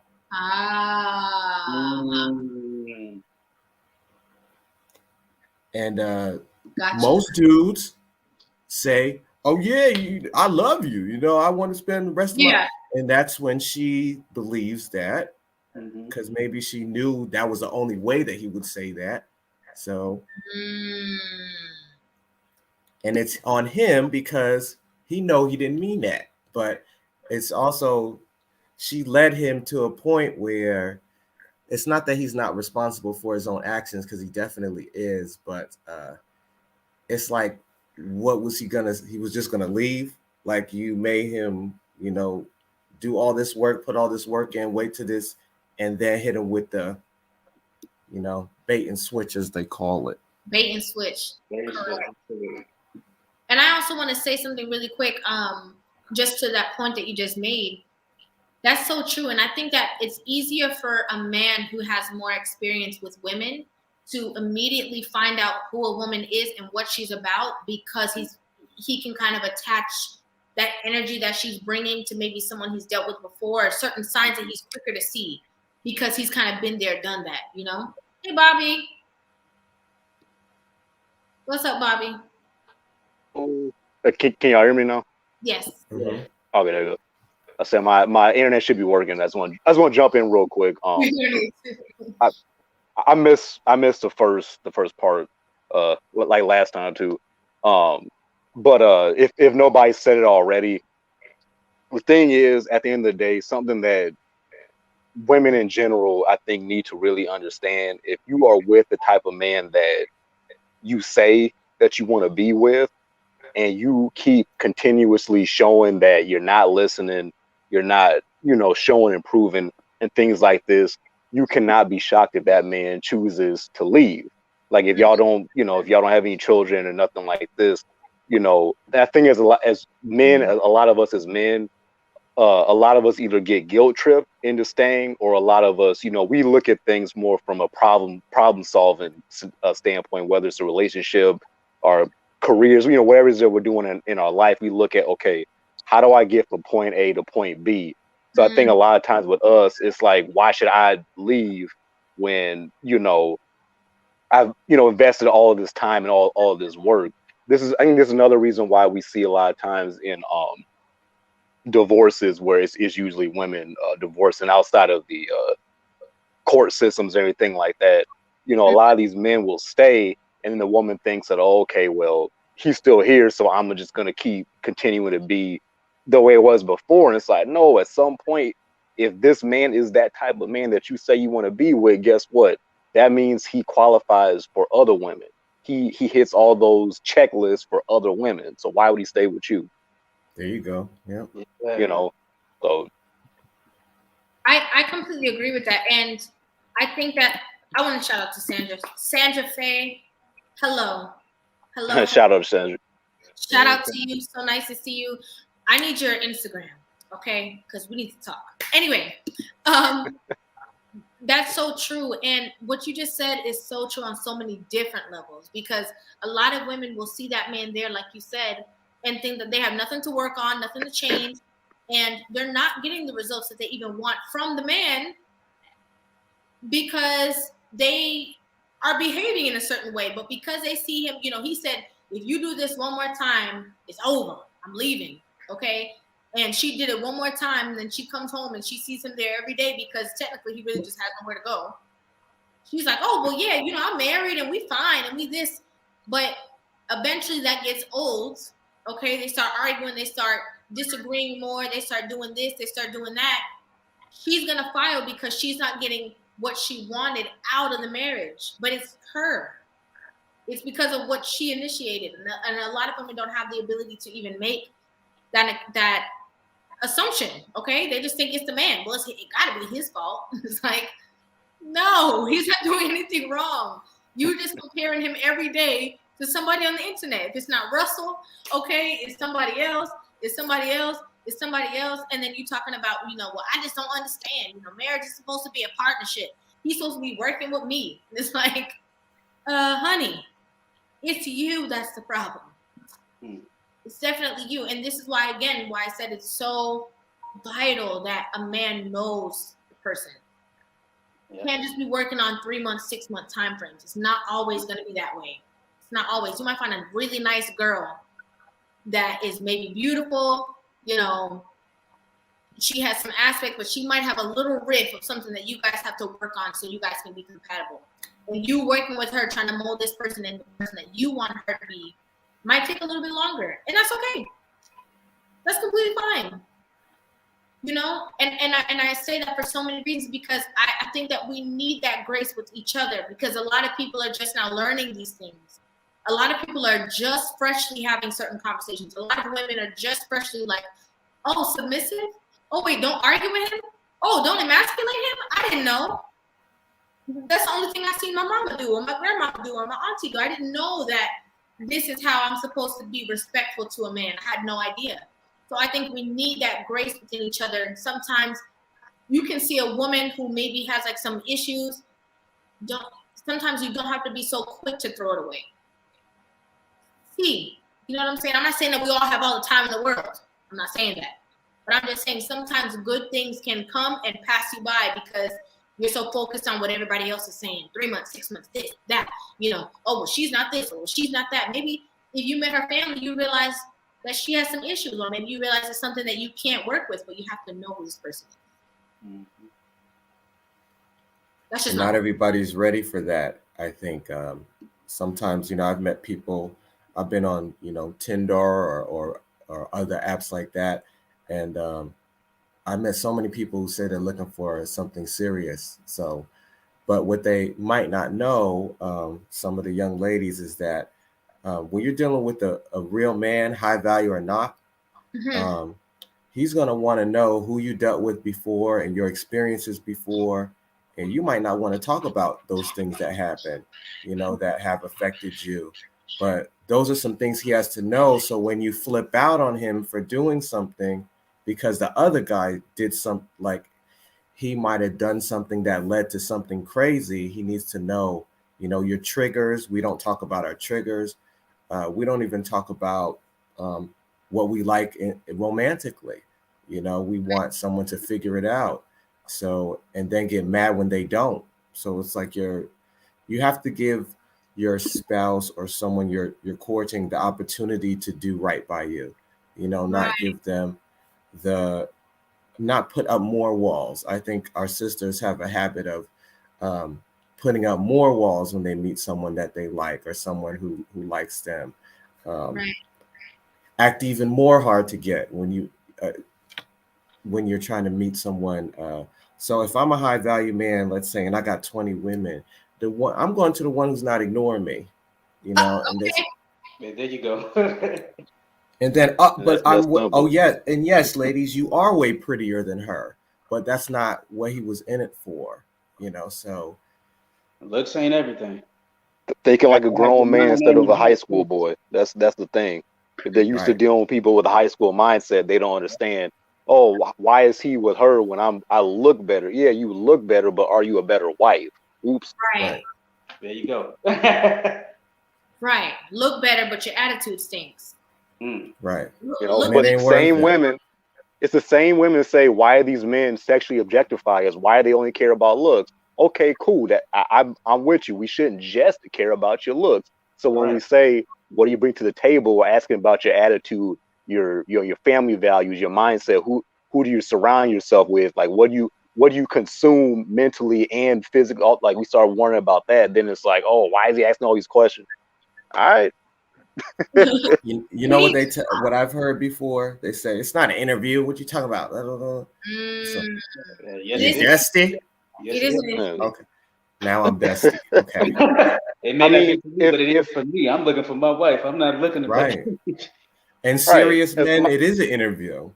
It I was is. just about to say, because if women want us to 100% provide, which I'm not saying nothing's wrong with a woman who wants that, cool. If you want us to be either the main one or the sole, financial provider, technically it is an interview because we're investing money. If this is just about your looks, then yeah, we could, do something with that too, but you ain't gonna get a ring. You put yourself in that position. So if you want to this position, you kind of are getting hired in a way. You got to sign a contract and everything. Mm-hmm. I agree. Hello, Jason. Hello.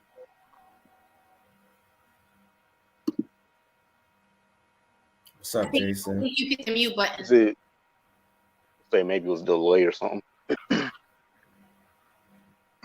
you hear me? Yes. Yeah. What's going on, brother? Yep. Okay. Yep.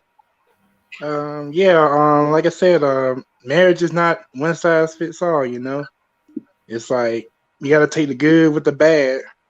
You're gonna have good times, you're gonna have bad times. There's gonna be times where y'all don't agree, y'all gotta agree to disagree, come to some kind of mutual understanding, And like I said, if you're not built for marriage, don't get into it.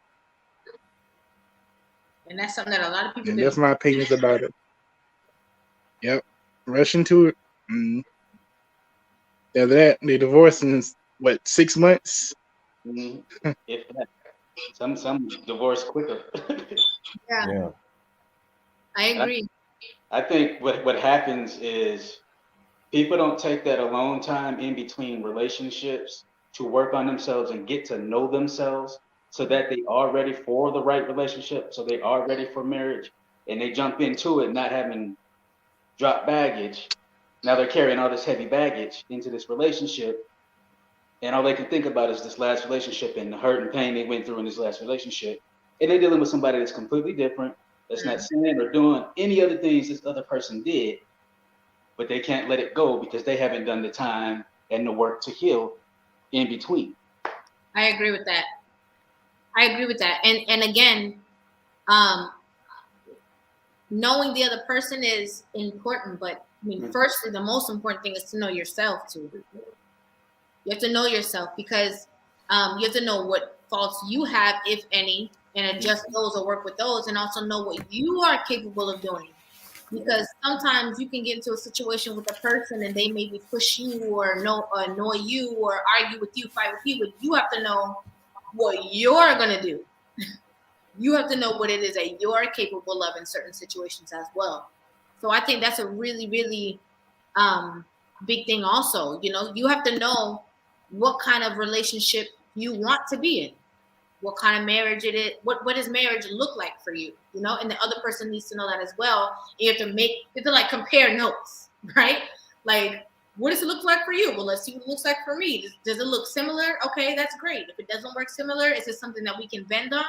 Or is it something that we just need to just not even waste each other's time because, I'm like this and I have this mindset of like, I want to raise my kids Muslim and you want to raise your kids Christian and we're not bending on this, we might need to part ways. A lot of people don't have these conversations until they're already way far in and then it's too late. Mm-hmm.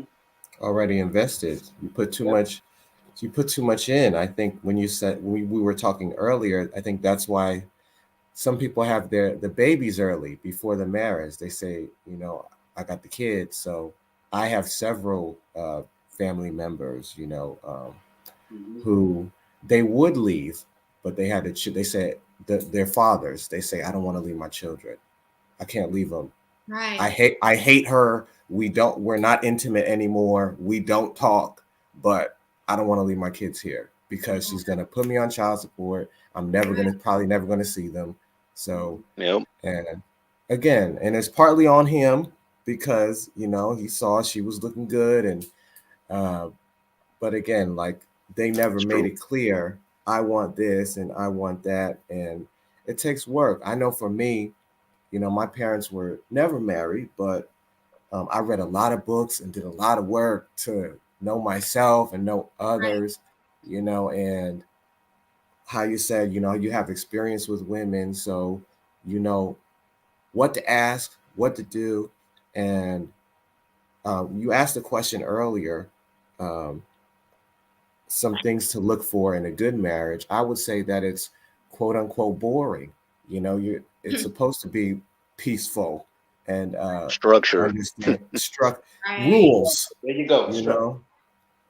And yeah, so I know for me, one thing that I see that I think a lot of young ladies kind of mess themselves up at, when you're half naked online, it's like, I don't want a wife like that. So why should I give you a ring or even a relationship when they get in it for free, and continue to get it? Or like, and this is something that people do. They kind of, you're in a relationship. How many people in a relationship, but they're sneaking with their ex?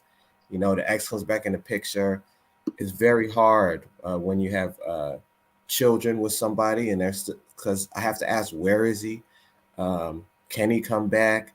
Do you still love him? They're like, no, I don't. I don't love him. I don't. You're sure? Because That's a very, Mhm. that's a very big thing. That's a very big thing, and people get upset when we talk about these things. Like like when it comes to like a woman bringing children into the relationship as opposed to the man, and it's a very hard thing when it's a woman, and nobody's saying to the woman that nobody understands that it's not a hard situation. I mean, this is somebody that you bore children for. I mean, we would hope that you had such a strong connection with that person, which is why you did it, but it is going to make the other counterparts a little nervous because that person has already conquered a certain situation with you that this person has yet to conquer. So it's a little intimidating. Whereas the opposite situation, if a man has a child and then they kind of break up, a woman will still be skeptical. But I also feel like it says a lot about that woman who's dealing with you, of how she deals with certain things. If you say that you are going to have your children over for the weekend and you're going to see her or whatever, or however that situation is go, you need to know that there's going to be something that she's okay with. Okay, something that she's not going to be fighting with you about because you got kids and trying to we have some people who try to compete with the children. Okay, these are children, and they want to be the first. They want to be the most important thing. They want to be the one that's all up in your face. They want to be the one, and they will create a rift between you and your children purposely to be the number one person in your life as well. So it's a little bit different when it's man versus women having children, but it's still a hard situation. It's a difficult situation when we're talking about marriage, because that's joining into something that already started before you got there. It's a really tough situation. And that's another thing I grew up in. When my parents met, I was three, almost 4 years old. And so my dad came into the picture. He came to this woman that already had 2 kids. And he focused on us as much as he focused on her. So he showed her that he loved us as much as he loved her. And it took him a long time to propose to her, because he thought she was still in love with her ex-husband, but she wasn't. Wow. And when he found out she wasn't, that's when he proposed. Perfect example. How long did he take? They were together for a full year before he even proposed. Not 3 months, not 6 months, because he had to be sure. He had to be sure within the vetting process to make sure there wasn't any loose ends. Exactly. And then they ended up having my brother before the marriage even happened. But he took his time. And I saw a comment earlier in the conversation where somebody said they're only getting married once. Before my parents had a discussion, he told my mom, I'm only getting married one time. Not getting divorced. I'm only getting married one time. And before he even decided whether he was going to marry her or not, he posed that to her, and she understood that. That's what she wanted, and then that resulted in over, I'm going to say 23, 24 years of marriage. Because he was sure. Because when he did it, he was sure. And then he was for the long haul, And I think that's extremely important. That's one of the most important things, is having somebody who's in it for the long haul You are, and I personally, I think that's so respectable when a man is not just married all the time. Listen, I'm gonna use this for an example really quick. I saw somebody that I knew from high school, and I saw this person was, dang, I shouldn't have said that. Shouldn't have said that. Okay, a person that I knew before, you know, that I may have perhaps knew in high school, or maybe I knew them in middle school. Who knows? Okay. This person was, you know, on a mission to get married and find a wife. Okay, I saw this person engaged to somebody, did the whole shebang, you know, post everything on social media and stuff like that. Next thing you know, you didn't see the person anymore. Next thing you know, you see him all engaged again and then get married like quick. Okay, following this whole 3 months, 6 months, like quick. I would respect. I know everybody laughing at me. Yeah, I don't know anybody from high school. I would respect a man more who I didn't see always eager to put a ring on somebody's finger than a man who looks at me and tells me I'm not married, I haven't been married, because when I get married, I'm doing it for real. And if I see something that I don't like, or I don't see a certain wife qualities, I'm not going down that road. I would respect a man like that more, because that means that he's intentional. He's not trying to fit somebody into this mold in a certain time frame. Because a lot of people do that. A lot of people have this whole idea, okay, she's saying, I want this kind of man. I want my kid to be, you know, born when I'm this age. So I need to get pregnant in February so that my kid can be born in this month. And I'm going to wear this dress. And I already have the venue. And I already have this. And I already have that. And she goes on one date with Edward. And she is trying to convince Edward that he's the man. Because and she talks about all that on the first 10 minutes. Mm-hmm. I'm trying to sneak you out. Like, Right. You ducking and dodging like you're swinging at you. I get you. right. And you know why? Mostly also because I know the other guy, she wasn't doing all that. The guy who didn't have to do anything, you know, he wasn't. Now you want this before I even, you know, answer your text back. You want me to do all these things. So it's just like. Can I ask you guys a question? Have any of you guys ever dated a girl who probably wanted like a long committed relationship with you, and then you guys break up and then you see her in this long committed relationship, like engaged with her like shortly after? Has that ever happened personally to you guys, or you know that happened before? Yep. That she asked for a long. I have a story about that. Pretty funny story, but I'll let somebody else go because this is a crazy story. You've ever heard that? Now I want to hear it. Me too. So go ahead. Go ahead, Kashawn. I'd say I've had at least one relationship like that. And I thought it was going to be a long-term thing, but I wasn't in the right place for it, and neither was she. Neither one of us were ready for it. And we didn't know we were ready for it until after the relationship was over, and I started seeing, oh, I need to work on this. I need to work on that. Right. Hey, it's a Martian. It says, man, my mom's applying pressure on me to give her grandchildren, but I'm like, Mom, I'm trying to do this the right way. Sheesh. And can I talk about this? Talk about people forcing time. Moms be selfish with that. When I'm gonna get some grandbabies. We have moms. My mom has grandchildren. She does that to me. I'm like, you already have grandchildren. I got an older brother. We have moms forcing relationships because they want their daughter, you know, they want to brag because her friend had kids too. And so you're trying to do things in they do it to the sons too. People who are not even going to be there during the marriage. They're not even going to be there. It's you that's going to have to do all that work. Sandra, I do see you up here. Hey girl, I'm so excited to have another woman up here. I'm going to have Edward tell his story really quick, and then I'm going to have you go ahead and chime in. Edward, we need to hear the story. Yeah, go ahead. Okay, so yeah. So guys, I'm gonna tell a little bit of my business, but not too much. I'm from New Jersey. I'm a teacher, so that's one of the things that I do. So I joined a program where we can travel and go overseas to teach. So I was on an island and I met this young lady at a club, and one of the for my fellas top 3 most beautiful woman I ever seen in my life. Like, wow. So we're talking, it's me and my host family. So when you go to a country like that, that's not big, like a small island, you live with a family to help teach you the language and do things. So I'm with my host brother. We at the club. It's only one club on the island. So you have so it's popping because that's the only place people go at night. Right. So we're there, I see her, I'm talking to her, and my host brother, he has all the clout in the city, so, you see me with him, I don't know what he said, but, it helped. So, so we're talking, and then her ex is in the club. So she's talking to me, she's feeling me. The ex is walking around and she's like, "You're not going to fight for me?" That's what she said. So, no. Number one, no. I'm not from here. I'm on an island by myself.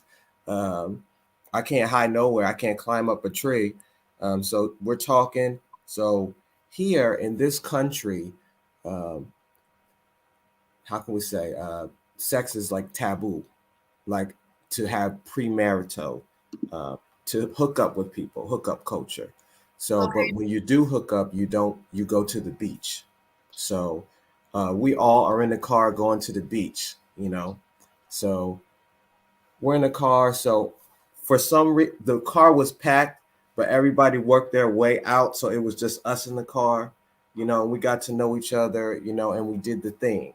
So we're doing the thing. And how can we say, in a nice way, so me, I had no plans on doing anything that night. So as far as protection, I'm sorry, mama, I didn't have nothing. Okay. And I said, top 3 most beautiful girl I ever seen in my life. I would like to think that I have the best discipline in the world, where the most beautiful woman. So, yeah, so, we're doing a thing, and, I don't want to have any children. So, I again, I want to respect the plan. I don't know how raw we're going to get, but I decided not to shoot the club up, quote unquote. Okay. I think that was wise. But she told me, "I just want to feel it." Oh, no. And again, if she was an average looking woman, or then maybe I would have had a chance to say no. So I wound up shooting the club up. What? And I Edward, what? And the first time. So then I said, I was like, "Yo, are you on the pill? You have any birth control?" She was like, "Don't worry about it. I'm good. Don't worry. All of this, don't worry. So I'm trying to act cool. So I'm chilling, and then 5 minutes later, are you sure? Don't worry. And so we wound up dealing with each other a little bit more after that. But I wound up leaving the island. Eventually, the whole island found out that we were intimate with each other. And even her family members on the other island found out, since it's just a small island. So people talk. And she, come to find out, she got married in a month later to a guy. Okay. So, I'm so glad you told this story. Wow. Because this coincides perfectly with this comment on the screen. Okay? Because when you're a man who experiences that from a woman, it's going to be harder for you to vet a woman out, because you know what these women are capable of. And that's just keeping it a buck, This man said right here, Kobe Camp says, "I can think of a couple women that I've been with where if they ever got married, I could still call them and pull up." Because there's some, listen, I'm not saying every woman is like this, but I can say this for sure. If she's not a certain woman that has a certain structure, there's going to be always that number one man that stood out, okay? And if you are not that man to her, and she had that other man in her contact list, "Oh, we was friends, we was together, but we kind of broke up because, we're still cool." That's a scary situation for men to be in.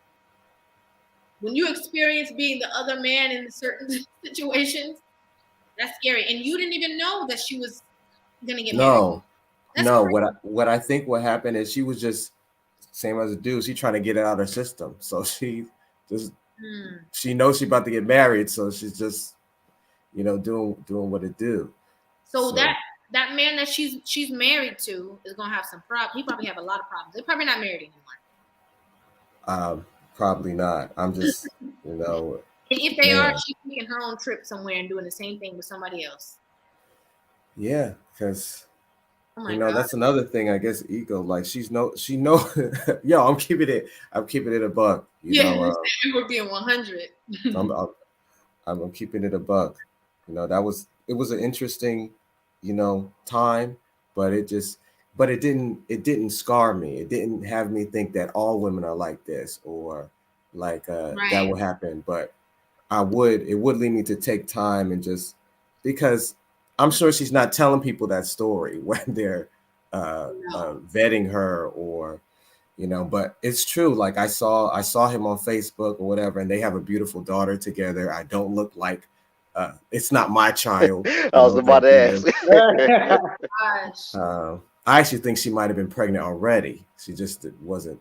Maybe that's why she told you, "Don't worry, don't worry." Oh my, that's so disgusting. Yeah, that makes sense. That's disgusting. It really is. Because your DNA can still touch that seed, whether it's yours or not. That's disgusting. It's really disgusting. People wicked enough. That's why you really need to know who the person is. That's why it's so important to know, like, what this person may or may not be capable of. And sometimes to know that is by, again, having past experiences. You know what I'm saying? Learning the nature of women, learning how women operate, learning the signs of, like, you out in the grocery store, you out at a party with your girl, and she gives somebody sweet eye, and you know what I'm saying? Like, oh no, she not loyal. She one of those, she for everybody. It's very, very, oh Lord have mercy. That situation is crazy, Edwin. That's crazy. Trust me, I got him, man. Your part, besides shooting up the club. Okay, that because I had brothers. I had to. I'm not saying I recommend it. I didn't want to do it. I'm not saying I recommend it, but I understand. That's all I'm saying. I understand. Right. They're like, you saying it's top 3. I'm not saying I recommend it, but I'm not judging you. That's all. That's top, it. Top 3. She knew what to say. She knew how to say it. It would be. She's good at it. Yeah. She was good at it, and we know. I think a lot of us know those women who professional. She knows she looked good. She know what men want, and actually does the things that men want. So she know what to say. Having a woman like that, because I have to change it. Okay, I just yelled at you. Okay, I just told you, shame on you, Edward, for doing that. But in the same breath, I have to say, some men want that too. You know how some women want this man, and like how you said, like they want all of this stuff, and then they get the man in front of them, and then they freeze.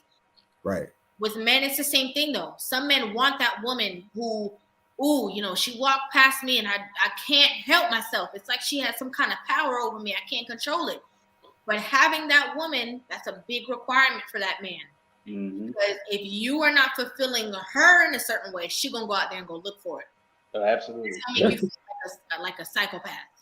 That's just keeping it real. So there's two sides of the coin to that situation. Some men want that woman, but can they really handle that woman? Hello, Sandra.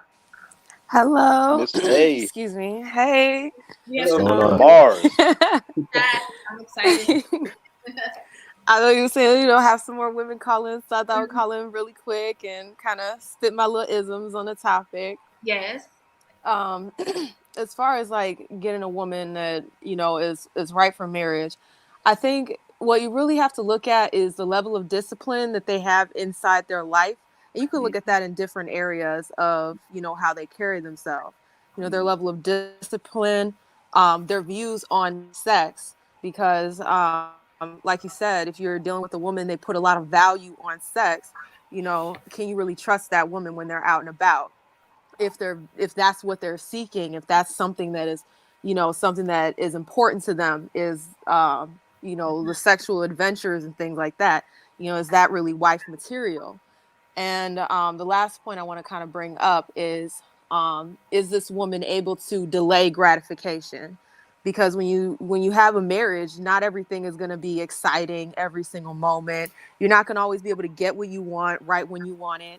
A lot of times things move kind of slow pace when you're in a marriage. You know, I was able to observe my parents, because my parents still together. I was able to observe, and it's a whole lot of just chilling, and Right. you know, there's slow growth in certain areas, but if you're dealing with somebody that can't delay gratification, they're going to always be looking for the next hypergamous jump, or you know, the next exciting thing that can enter their life. They're not going to be focused on working and nurturing what you have currently. And so I think that those are some of the things that I would recommend looking for. Obviously, I'm not a man, so I can't tell you 100%, but those same characteristics, I would say, go across the board, because I look for a lot of those same characteristics in the men that, and when I was, you know, dating and things like that. I'm off the market now, but you know, when I was dating, things like that, like that's important. You know, are you disciplined? Can you delay gratification? What are your views on sex? So I think that those are questions you need to ask when you're considering marrying a woman. I love that. I love those three questions. I really love that, because that's a really good observation. I mean, you know, the main one that stuck out to me, I want to talk about two main things, but the main one that stuck out to me was the delayed gratification, because, you know, I never thought of it even put that way, but also that's a big part, because people's relationships can fall apart over the delayed gratification in a relationship. You know, he told you, no, we can't spend money on this because, you know, we have to budget our bills for this month, and you fighting with him, arguing with him, cussing him, telling him that you don't never get to do nothing and this not fair and da da da da, blowing this situation up, you know, out of proportion. You know what I'm saying? So that's a really, really, really big key. Also, I wanted to ask you, because you said something about sex. So you said how this person views sex. In what aspect are you saying that? For example, and it's crazy because me and my fiance, we were talking about this literally before I jumped on the call. And let's say you're vetting the person, and you know, they tell you about their past. Okay, so if someone's had multiple relationships and that's where they got their bodies from, being in relationships, that's completely different from somebody that got their bodies from hooking up. So if you view sex as something that you could just do with just anybody, I mean, that's a red flag. Whereas someone that, you know, you've been in relationships, and you know, that speaks more to how you view sex, if that makes sense. It's funny because I think it was Security Boss and I that had we were talking about this. I don't know if it was on my stream on Monday, or if it was on her stream that we did together, but we were talking about this. And it's funny because I agree with that statement. You know, how you accumulate your bodies is definitely different. But I also feel like there's also another side of that coin too, where some women, you know, like I said earlier, will get into a relationship with a man like, oh, no, like for me to be with you, you know, we got to be together in a relationship just for the sake of saying that. But she's in a new relationship every 2 weeks too. That's true. That's definitely true. Right? Like, yeah. And I also feel like in my opinion, I think it's very important that when getting into a long-term relationship, and I'm glad that you're here as another woman, but getting into a long-term relationship, I personally feel like it's important to see how that person views sex in the aspect of, is it something that they look at as a chore? Is it something that they enjoy? Because if they're looking at it as a chore, they're doing it wrong, and they're not in tune with themselves. Because that's definitely true. Because a lot of problems that you have in that relationship, sometimes that's what the problem solver is. Okay. If y'all can't get over stuff and she's saying, don't touch me, get off me, you know, you stay over here, you stay over there, that can build on a lot of issues. What do you think about that, Sandra? Well, when I think about the whole, you know, viewing sex as a chore, my thing is, if you're going to ask someone to be monogamous with you, right, then you can't sit over here and then deny them sex all the time. Like, obviously there's going to be times where maybe you're sick, or maybe you just like, I get it. But if that's like a reoccurring thing and you've asked this person to be monogamous with you, granted, that's not a reason for them to go cheat, but it's also not fair to the person you're with, you know? And it really begs the question, like, do you really like this person? Are you really invested in this person? Why are you here? Like, exactly. Why are you here? What do you really want from this? Just to sit down and like, hug? Is this a transactional relationship? Right. Because that's typically what it would. Well, from outside looking in, that's what I would see it as. Is it's transactional if if like he's got to beg you to be with him and y'all are married for however many years and you they got to beg you to get busy with them. Like, what's the transaction going on here? Right. And to say again, some people that I talked about with this 3 months, 6 months, some people do have transactional relationships where both parties are aware of that. And if that's what you want to do, and if that's how you're running your life, that is your business. Who am I to tell you how to live your life? But for people who really want like a bond, that's what my main thing is like, not just getting people together and getting people in relationships, but getting people to have long-standing relationships. I think and that's a lot of the conversation that I feel like is lacking. People are just talking about hurry up and getting married, but it's like, but what kind of relationship are you, being in? And so you're engaged, right, Sandra? Yeah. So let me ask you, how long was your process with this person, and did you know this person prior? Well, we've been in a relationship for a little over 5 months. We knew each other prior to that. But the thing that I find is very important and why we were able to come together relatively quickly, because people would look at that time frame and be like, oh, that's, but when you meet somebody and you guys have the same everybody's situation is different. This is what I was trying to say, And when you meet somebody and you have the same values, you want the same things, you have the same vision for how your life is going to be, you have the same ideas about raising children, you have this like, when those things line up so perfectly, I'm not going to sit around and play games and be like, oh, well, society says this is too fast. Like, if we match up perfectly on all these things, you're a person of good character, there's receipts on your character, and there's receipts on mine, then I'm I don't know what to say. I'm not going to be sitting around wasting time that we could be spending building our life together, and we're on the same page as that. So yeah, that's my process. Like, really, those good conversations, looking at how they carry themselves when they talk to other people as well, and being aware when you're having those conversations, because people tell you who they are with the little tiny comments that they make during conversations.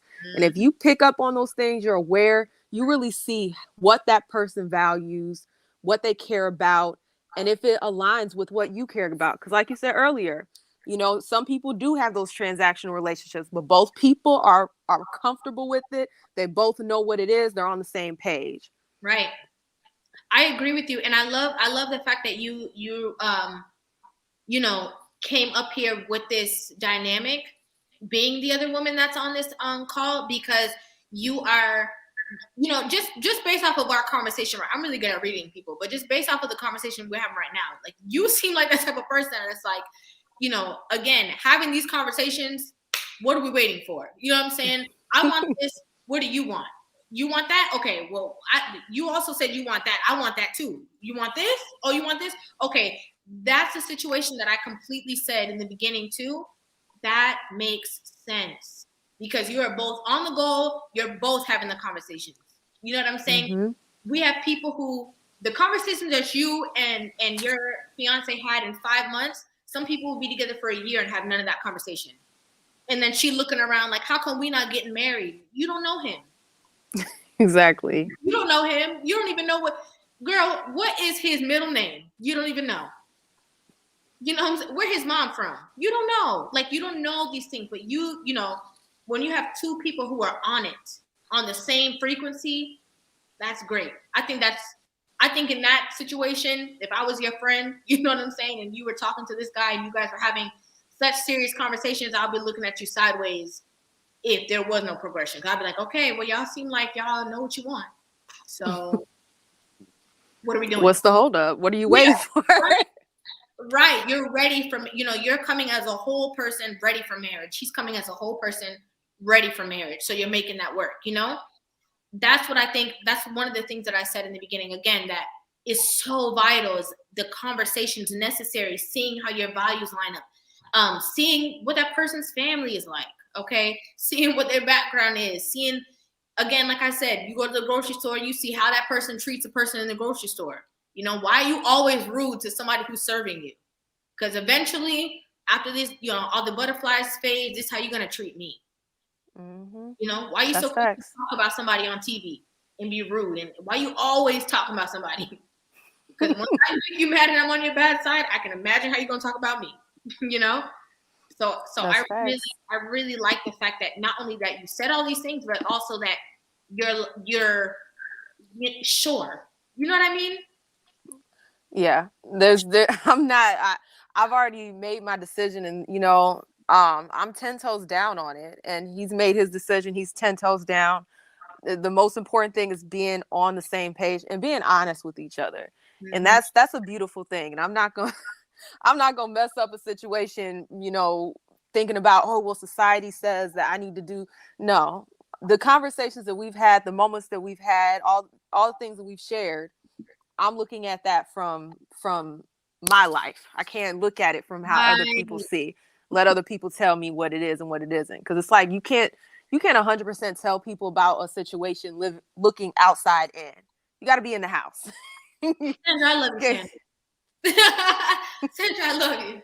Because this is so true, because we have so many people who are doing this. Like, and for, your example, you're like, okay, yeah, we've known each other for 5 months. We were friends before. That sounds great. Good. But I'm not looking at nobody who's saying that they need to be with somebody for 2 years before they can get into a marriage, because in my relationship, that's not what's working.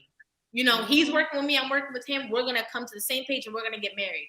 And that's what I'm saying. In the same exact token, on the other side of the coin, you have a man that's molding you, working with you, trying to get things in line so that you guys can be comfortable and live comfortably together as one, getting ready for that marriage. And it takes you longer than Sandra.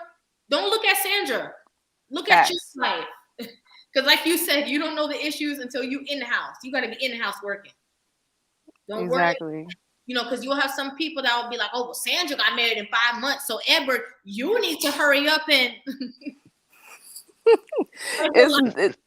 it's not the same. Like, hey, sorry to interrupt, but I'm about to bounce. Thank you for having me on. I'm about to jump out. Bobby, you're always welcome. Thank you so much, Bobby.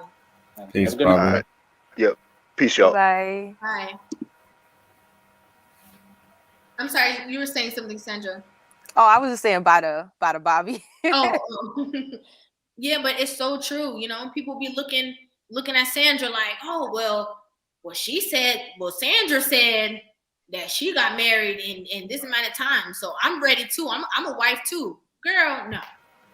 We're not talking about you. Okay, Sandra's situation different. Yeah, and I mean, you gotta really think about where you are as a person. Because like I said, if I had met him like 2 years ago, we probably wouldn't have worked out the way that we did right now. And we've had this conversation before, the things that we've been through, like, really prepared us to be together. And, I had to work on myself to even be the type of woman that he would even be interested in. And that was work I did before we even met. So it's just the best thing that I think anyone could do is, when they're single, focus on being your best self, getting to know who you are. What do you want? Mm-hmm. What are your deal breakers?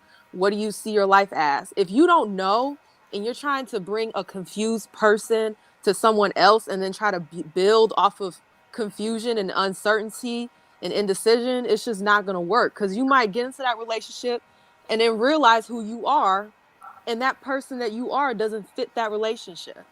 So you need to know exactly who you are before you get into these long-term relationships, and people invest all this time and energy, and then you wake up and you're like, this isn't what I wanted. It's better to wait and figure out who you are, put in the work to figure out who you are, and bring your best complete self to the person, and they, you know, return that to you as well, their best complete self. A fact. And because what will happen is that, say for instance, that guy, even though you weren't, you know, the person that you said that he maybe would have wanted to be with, right?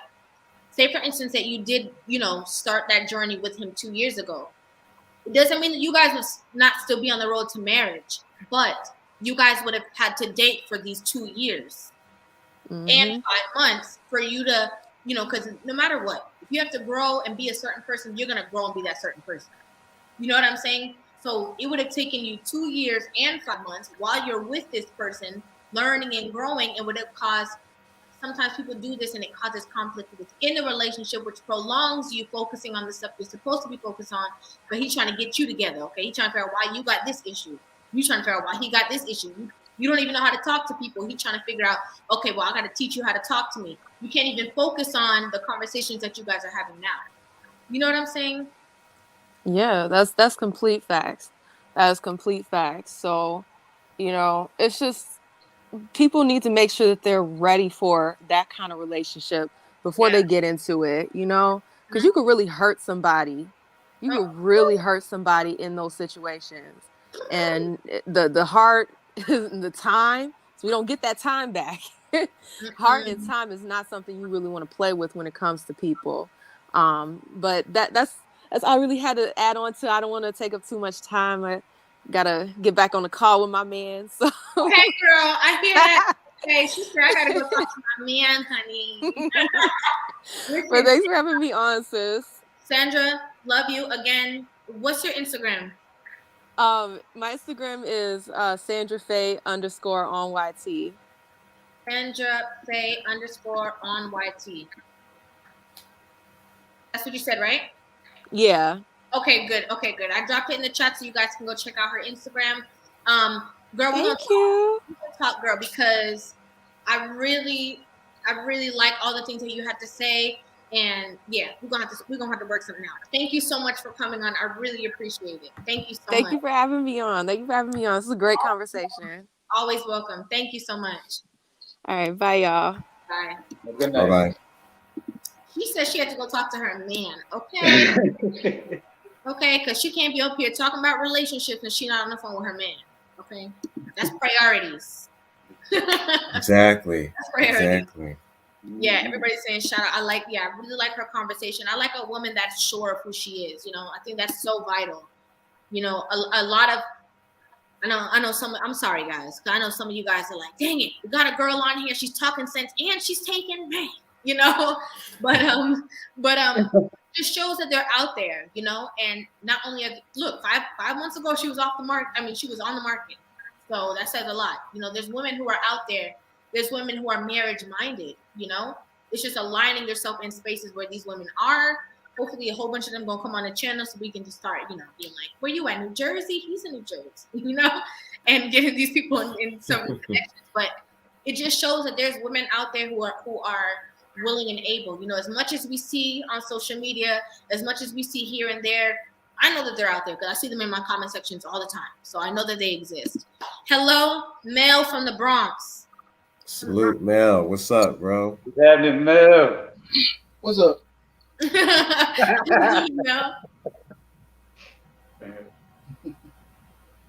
you hear us?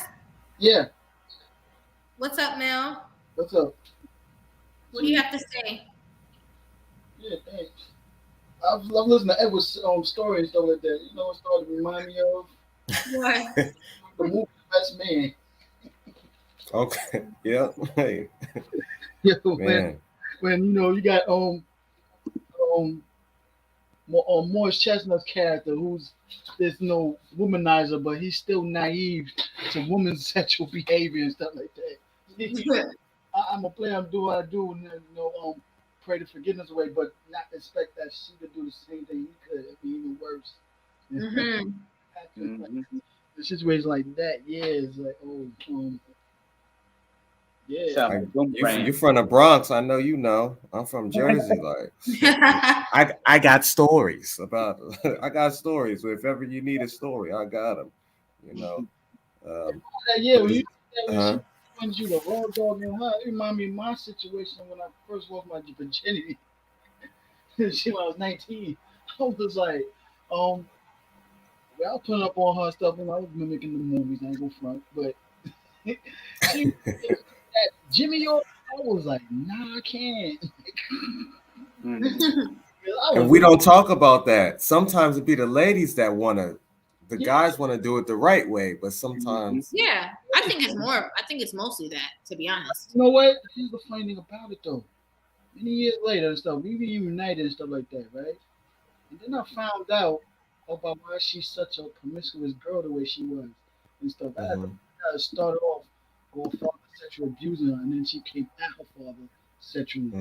So she's very promiscuous, like crazy out there and stuff like that. Matter of fact, when we was chilling and everything, I wanted to smash again, but we didn't. And I ain't found out her best friend that she had just gotten an abortion the day before we even got back hooked up, like that. So part of me is like, damn, I'm glad I didn't even want to smash her like that. But now I'm starting to see a pattern what she is. Like some of these chicks could be, when they, like you hear the stories of a lot of these porn stars and their background history, how they were sexual abused so much, and then they got into that lifestyle, being sexual freedom because it started with such a negative stigma, and then that plays a part of it. Yeah, like it's crazy. Yeah. And again, that's why it's so important to know. I think it's so important to know women. As a man, I think it's so important to know women, and I think as women, it's so important to know yourself and know the nature of a man. I think for men, there's certain traits that you need to be aware of before you make such a long, step of commitment. And again, everybody's situation is different. There's some men who, I feel like more religious people get married younger. In my opinion, I feel like more religious people are more marriage minded at younger ages. Like they're like, I'm looking for a wife, and a guy that gets married to a woman that's, he's young or whatever. I'm not saying that you can't learn or experience things through your wife. Intimately, yes. But I'm just saying, overall, I think it's important for men to know the nature of them because just like Sandra said, men can get into relationships with women and get real heartbroken, get their feelings hurt, get into some horrible situations over, not knowing what women are or are not capable of. And I think for a woman, it's important to know, yourself and know what it takes to actually be in a committed relationship. Know that you do have to get on a man's page. Know that you do have to be able to be cooperative, know that you do have to trust this person's leadership. And you have to look out for, what qualities a real man is. Okay? You have to know those qualities so that you can see them and, know facial expressions, know body movements, know that if he's looking at you a certain way, you need to go sit down somewhere. He said, leave me alone. You don't want to talk right now. Ooh. Yes. I got it. You riled me up now. I just wanted to say that. Yeah. Go ahead. Mm-hmm. Yeah, it's so funny I say religious people, but then again, from the other aspect, remember the movie, Tyler Perry movie Temptations, the marriage. I was just about to say that. Yeah. And her background history, like two child lovers from strict background, but her mother was overly strict. Not that the throw in her face. You was a very fast woman. Told me my dad would ran out on you, but he didn't. I found him, and she wanted that fast lifestyle because saying the husband just wanted to go work and come home and live simply, and you see the consequences behind that, like what the wife did. Right. So right. It happens often. Too often. Yeah. In the movie, I don't know if you guys remember, like there were several things that led to her cheating. If you guys saw the movie, Temptations is a movie about like a very like down home couple who are married, and then his wife gets a job who working for this millionaire matchmaker. Kim Kardashian's in the movie, if you guys want to see. She was the very place. So, and then she's trying to hook up this millionaire, this rich guy. And then her husband's forgetting her birthday. He's doing simple things that a man would do because he's a man, like forgetting, like he's focused on the marriage, keeping it together, working hard.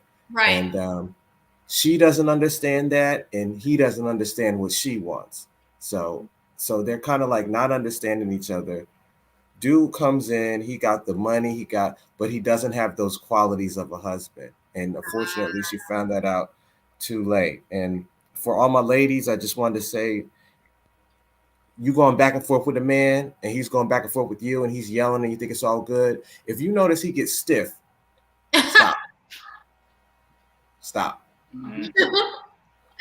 Tell the truth, Edward. Say it. Whenever I'm talking, you need to go sit down somewhere. Some ladies, they never heard anyone say that, so they don't know that what's coming next, or if he's, one thing about, and I gotta say this. Mm-hmm. I was dealing with a young lady, and I'm not gonna get deep into it, but my thing is, I'm a very disciplined dude, and I know if some people say that and they're not, but you can tell just by the way I'm talking, by the way I handle myself. My thing is to walk away. I never let myself get that.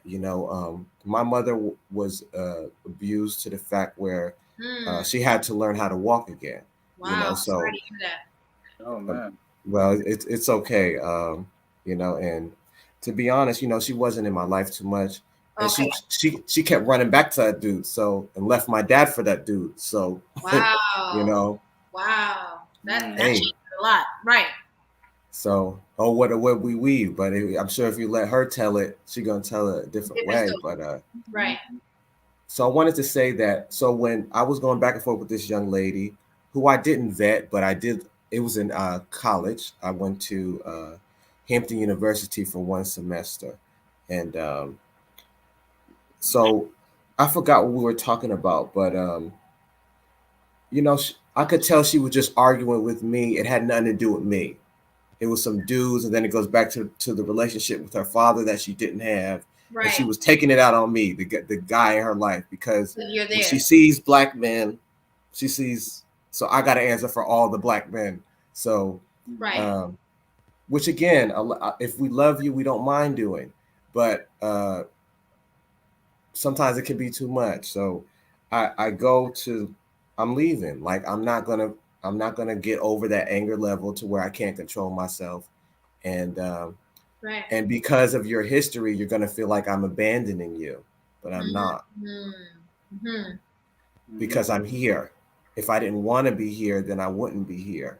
And I Right. think a lot of people confuse, the emotions or the yelling back and forth with love and with Yeah. a relationship, a real relationship. You're not. How are you relating? If it's always anger, it's always something. He's not going to stay. You're almost driving him away. So as much as I cared about her, and I've had this happen before, especially with, and this is controversial to say, with sisters over a certain age. It's not your baggage is what's going to keep you from that man. It's what's going to keep you away. Mm-hmm. So it's not your looks. It's not. So if a man's vetting, he really just got to sit back and watch, because unfortunately you're going to do it to yourself. Mm-hmm. So That's so true. And even when we were talking about in a disagreement, and if he gets stiff or whatever, just stop, because he's at a certain level. He's like, okay, I'm not doing this anymore with you. Okay, I'm not doing this anymore with you. And even sometimes in that same disagreement, a man will say, if you say one more thing to me, like, not like you're a child, but like if you curse me out again, or if you're disrespectful to me again, I'm done with this relationship. And a woman will go on because how our women are, they got to finish. Yep. She was mid cuss out, so she has to finish what she's doing, and then she might see you there and see you around, and she's not getting what she wants out of the relationship anymore. She kind of see you acting different. He told you the last time that if you do that again, the relationship is over. Then he leave, and you talking about, how could you leave me? How could you just leave? How could you cheat on me? How could you do this to me? Easy. He told you. He told you. He wasn't right. I'm listening when I was talking, so here we are. He was serious. Yeah. He was serious, because a lot of women don't take what a man says seriously, and a lot of women also don't feel like men have emotions. You know, and it's a horrible thing, but it's so true. A lot of women feel like men don't have feelings. That irritates me right there. Because we are human beings just like you are, and we definitely have feelings. But because we're men, we're supposed to be tough and we're supposed to push it all down and hold it in. No, we got feelings, and the feelings are gonna come out one way or another. Right, right, You know right. what? Self expression is from everyone, you know, from every Mhm. aspect, and it's so important to know the other partner, because the thing is, some women, you have to know how a woman is. That's why I say, if you see a woman and you in a relationship with her, and maybe she has a best friend or like a friend or something, right? And her friend get into an argument, and she's around you, and she's just talking, because you know how women, we talk, okay, we just be talking, and that woman is around you, and she was like, I can't believe that she called me and did this and da da da. That's why her man left her. It's like, whoa. Oh, you're one of those. Why are you hitting below the belt? You know this woman more longer than you know me. You know her your whole life, and that's what you're gonna say about her in a disagreement, and then she doesn't know that you said that, and you're still gonna go hang out with her. That's a red flag. That is a red flag. Because why is it so serious? Like, you have to know that you can't sit around your woman that's just gossiping and not taking it. Knowing someone is listening to them when they speak, listening to the conversations that they have about other people. That's such a huge, huge, huge signal. But guys, I want you guys to just tell me your final thoughts on this. I know usually we're on here all night. Okay? Usually we definitely on here all night. But I just wanted to, come on and have like an authentic conversation with you guys about marriage, about, it's not one size fits all. Somebody can have certain conversations, get with somebody, marry them within 3 months, 6 months, but don't use other people's time frames according to your relationship. The only people that know who's going on in your relationship is you and your spouse. You guys know that you guys are working towards something.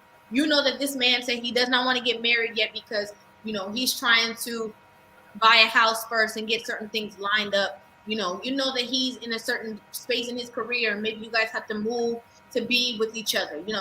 There's different dynamics, and that is completely okay. You're not missing the party. Okay, you're not late to anything because you're waiting or because you guys have decided something. That is a good sign. If you guys can be on the same accord together, that means that you guys are already acting as one. You're already moving as one. If you can agree with each other and cooperate within that space, very important. Don't be looking at your homegirls. Don't be looking on social media. Don't be looking on who got a ring, who got a this, who got a that. If you have a man, okay, that's claiming you, okay, a man that's claiming you, willing to work with you, willing to, build with you, ladies, work with it, because from what I hear, it's slim pickings out here, okay, on both sides. Very slim pickings. You have women having trouble finding certain men, and you have men having trouble finding certain women who are marriage minded. So if you have somebody that's willing to work with you, work with that. Don't try to fit into anybody else's category. Mel, do you have any final thoughts on this subject? Yeah, everybody, we gotta be able to have certain conversations with significant other before you go further. And stuff. Taboo subject, everything. And stuff. Yeah. And if y'all feel uncomfortable talking about that, then you need to be evaluate the person I should be with and stuff like that. Because these those situations that y'all know until they can't confine them with it, you actually want to be in the best situation. Most importantly. So we gotta be open up to each other to talk about certain situations about each other for everything that you have. I agree with that. Mel saying that you have to have taboo, off the wall conversations with each other. Asking some crazy questions that maybe don't make sense. Oh, okay, but it makes sense to you because you're finding out. She's making a lot of sense and stuff like that. Yeah, because especially when it comes to even as far as your sexual turn-ons and stuff.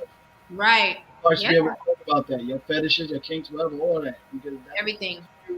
And stuff. And, you can find that in each other so y'all know you're fully compatible. If not, then it's like you're going to be wasting each other's time and then situations going to happen and start and behind the back, and then they did work behind that. So, I completely agree with that because it ends up being double the work later on. Thank you so much for joining us, Mel. Thank you so much. Good night, everyone. Good night. Good night. Okay, Krishan, do you have any final thoughts? Yeah, just like I've been saying all night, you want to work, you want to make sure you know yourself, work on yourself when you're in that space in between relationships, get to know yourself, learn what needs to be fixed and work on fixing it before you decide to step into the seriousness of a relationship or a marriage. You want to make sure you're prepared as much as they're prepared. You want to make sure you're equally yoked, and you want to have those important conversations before you get to the serious point of the relationship. And you know what? That's so true, Krishan. That's so true. And I think you said that. This is your second time saying that, and I think Sandra said something similar. But you know, that holds heavy weight, what you just said, because a lot of people, you know, maybe they were in a relationship and that relationship did not end in marriage and they want to be married, but you have to figure out why that relationship didn't work first before you move forward trying to get married again. And you know, you didn't fix that issue that maybe it was probably you, or maybe you had something to work on, or if it wasn't you and it was the other person, why weren't you able to view the issues accordingly? Why weren't you able to see the truth from that person? Absolutely. 9 times out of 10, it's normally stems from a previous relationship. Like for me, mine stemmed all the way back to high school, a relationship I had as a freshman in high school when I was 15 years old, and the way the girl messed with my head, and I didn't realize how much it affected me. And it affected me into my adulthood. I didn't even understand or know what was going on until I was 24 years old. Wow. Before I saw it. Right. And even then, I started to work and I didn't finish it. And here I am now in my 30s now, and I'm looking to be married, and I'm looking for a certain woman. And I've come up on a young lady that I really like. And it made me look at myself and want to get that stuff worked on and fixed and changed out so that I can make the next necessary steps to move forward. Completely understand that. Completely understand that. Thank you so much. You know, Krishan, Edward, Mel, Bobby, you know, I feel like y'all my crew. And I don't know if you guys heard when I said we're gonna be here every Monday night. Okay. I'm still working on the time frame. I say 7, but I'm still kind of wondering. I'm teetering between 7, 8. I don't know which time might be better, but we're gonna have to work it out. But just watch my Instagram or watch my YouTube because we're gonna be here every Monday. So thank you again, Krishan. Thank you so much. No problem. I enjoy these little talks. I really enjoy us talking. You know, as much as I do like my reactions, you know, Rivah love the reactions. Okay. As much as I love doing them, I enjoy having this separate space for us to actually talk as a community about certain topics because I get to see you guys' perspective, you guys get to see mine, and I feel like we just actually get to spend time with each other. Yeah. Really nice, you know, like-minded people getting together and talking. I think it's awesome. Thank you so much, Krishan. No problem. You guys have a good night. You too. Thank you. You too, man. I'm gonna read this super chat. It says, "Nice show. Keep up the good work. This conversation is needed." Thank you so much. I really, really appreciate that. Okay, Edward. Final thoughts. Right. So I'm gonna keep it very, very brief. Okay. So I just wanted to read a little something if I could. Sure. So about love, and I think sometimes we have a misinterpretation of what love can do. So where are you reading it from? I'm reading it from a book, like I read it all the time. This book is called The Game of Life and How to Play It. The only thing is when you read it, just like paraphrase it instead of actually reading it, or change some of the words, because sometimes they'll flag it for copyright because they know. Okay. When it belongs to somebody else. But I'm listening. So yes. So it says real love is fearless. It gives affection without asking for anything back. So the main thing it says here is unselfish. And then it talks about how we are selfish and fearful with our love.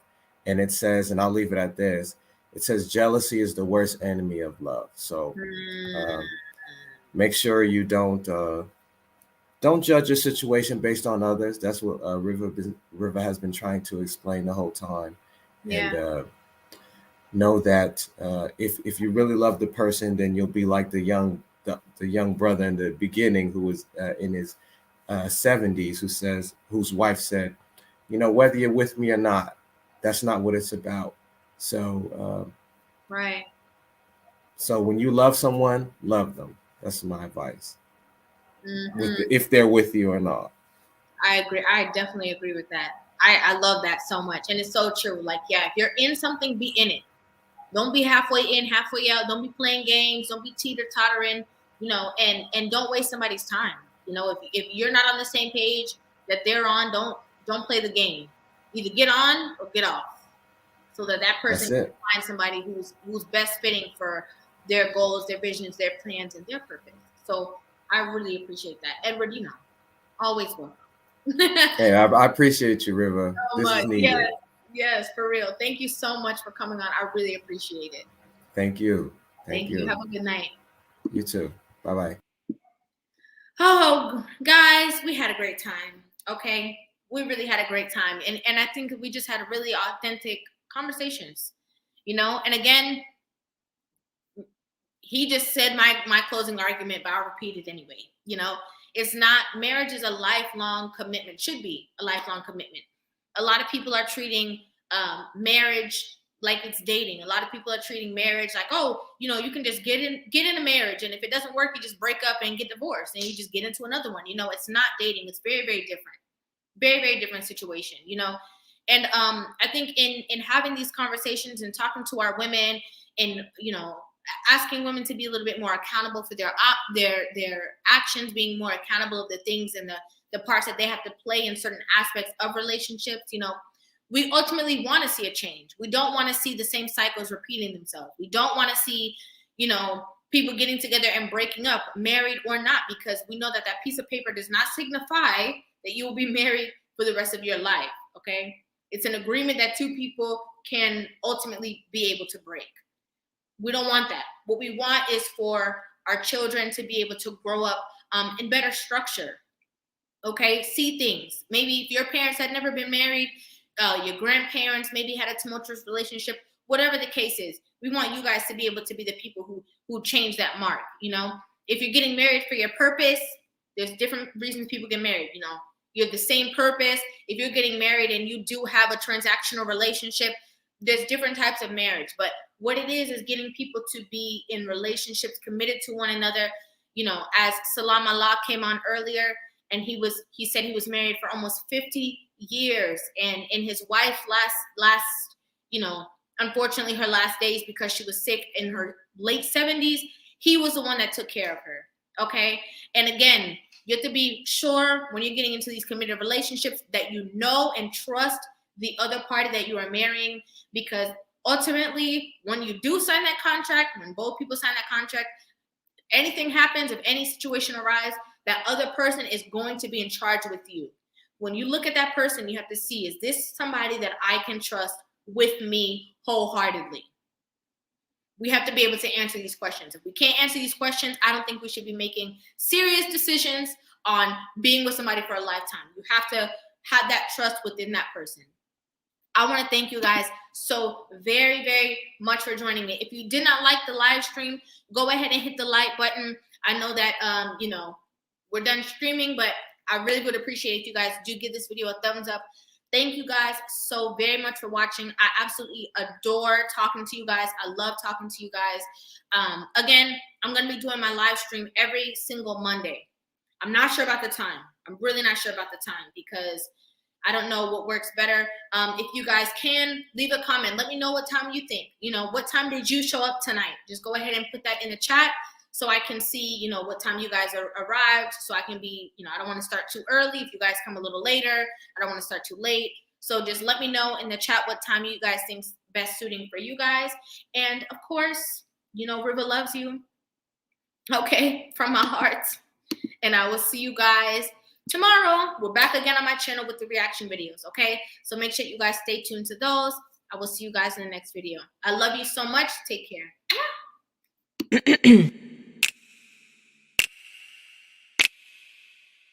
You can step into my world, see the way I see it, no matter near or far.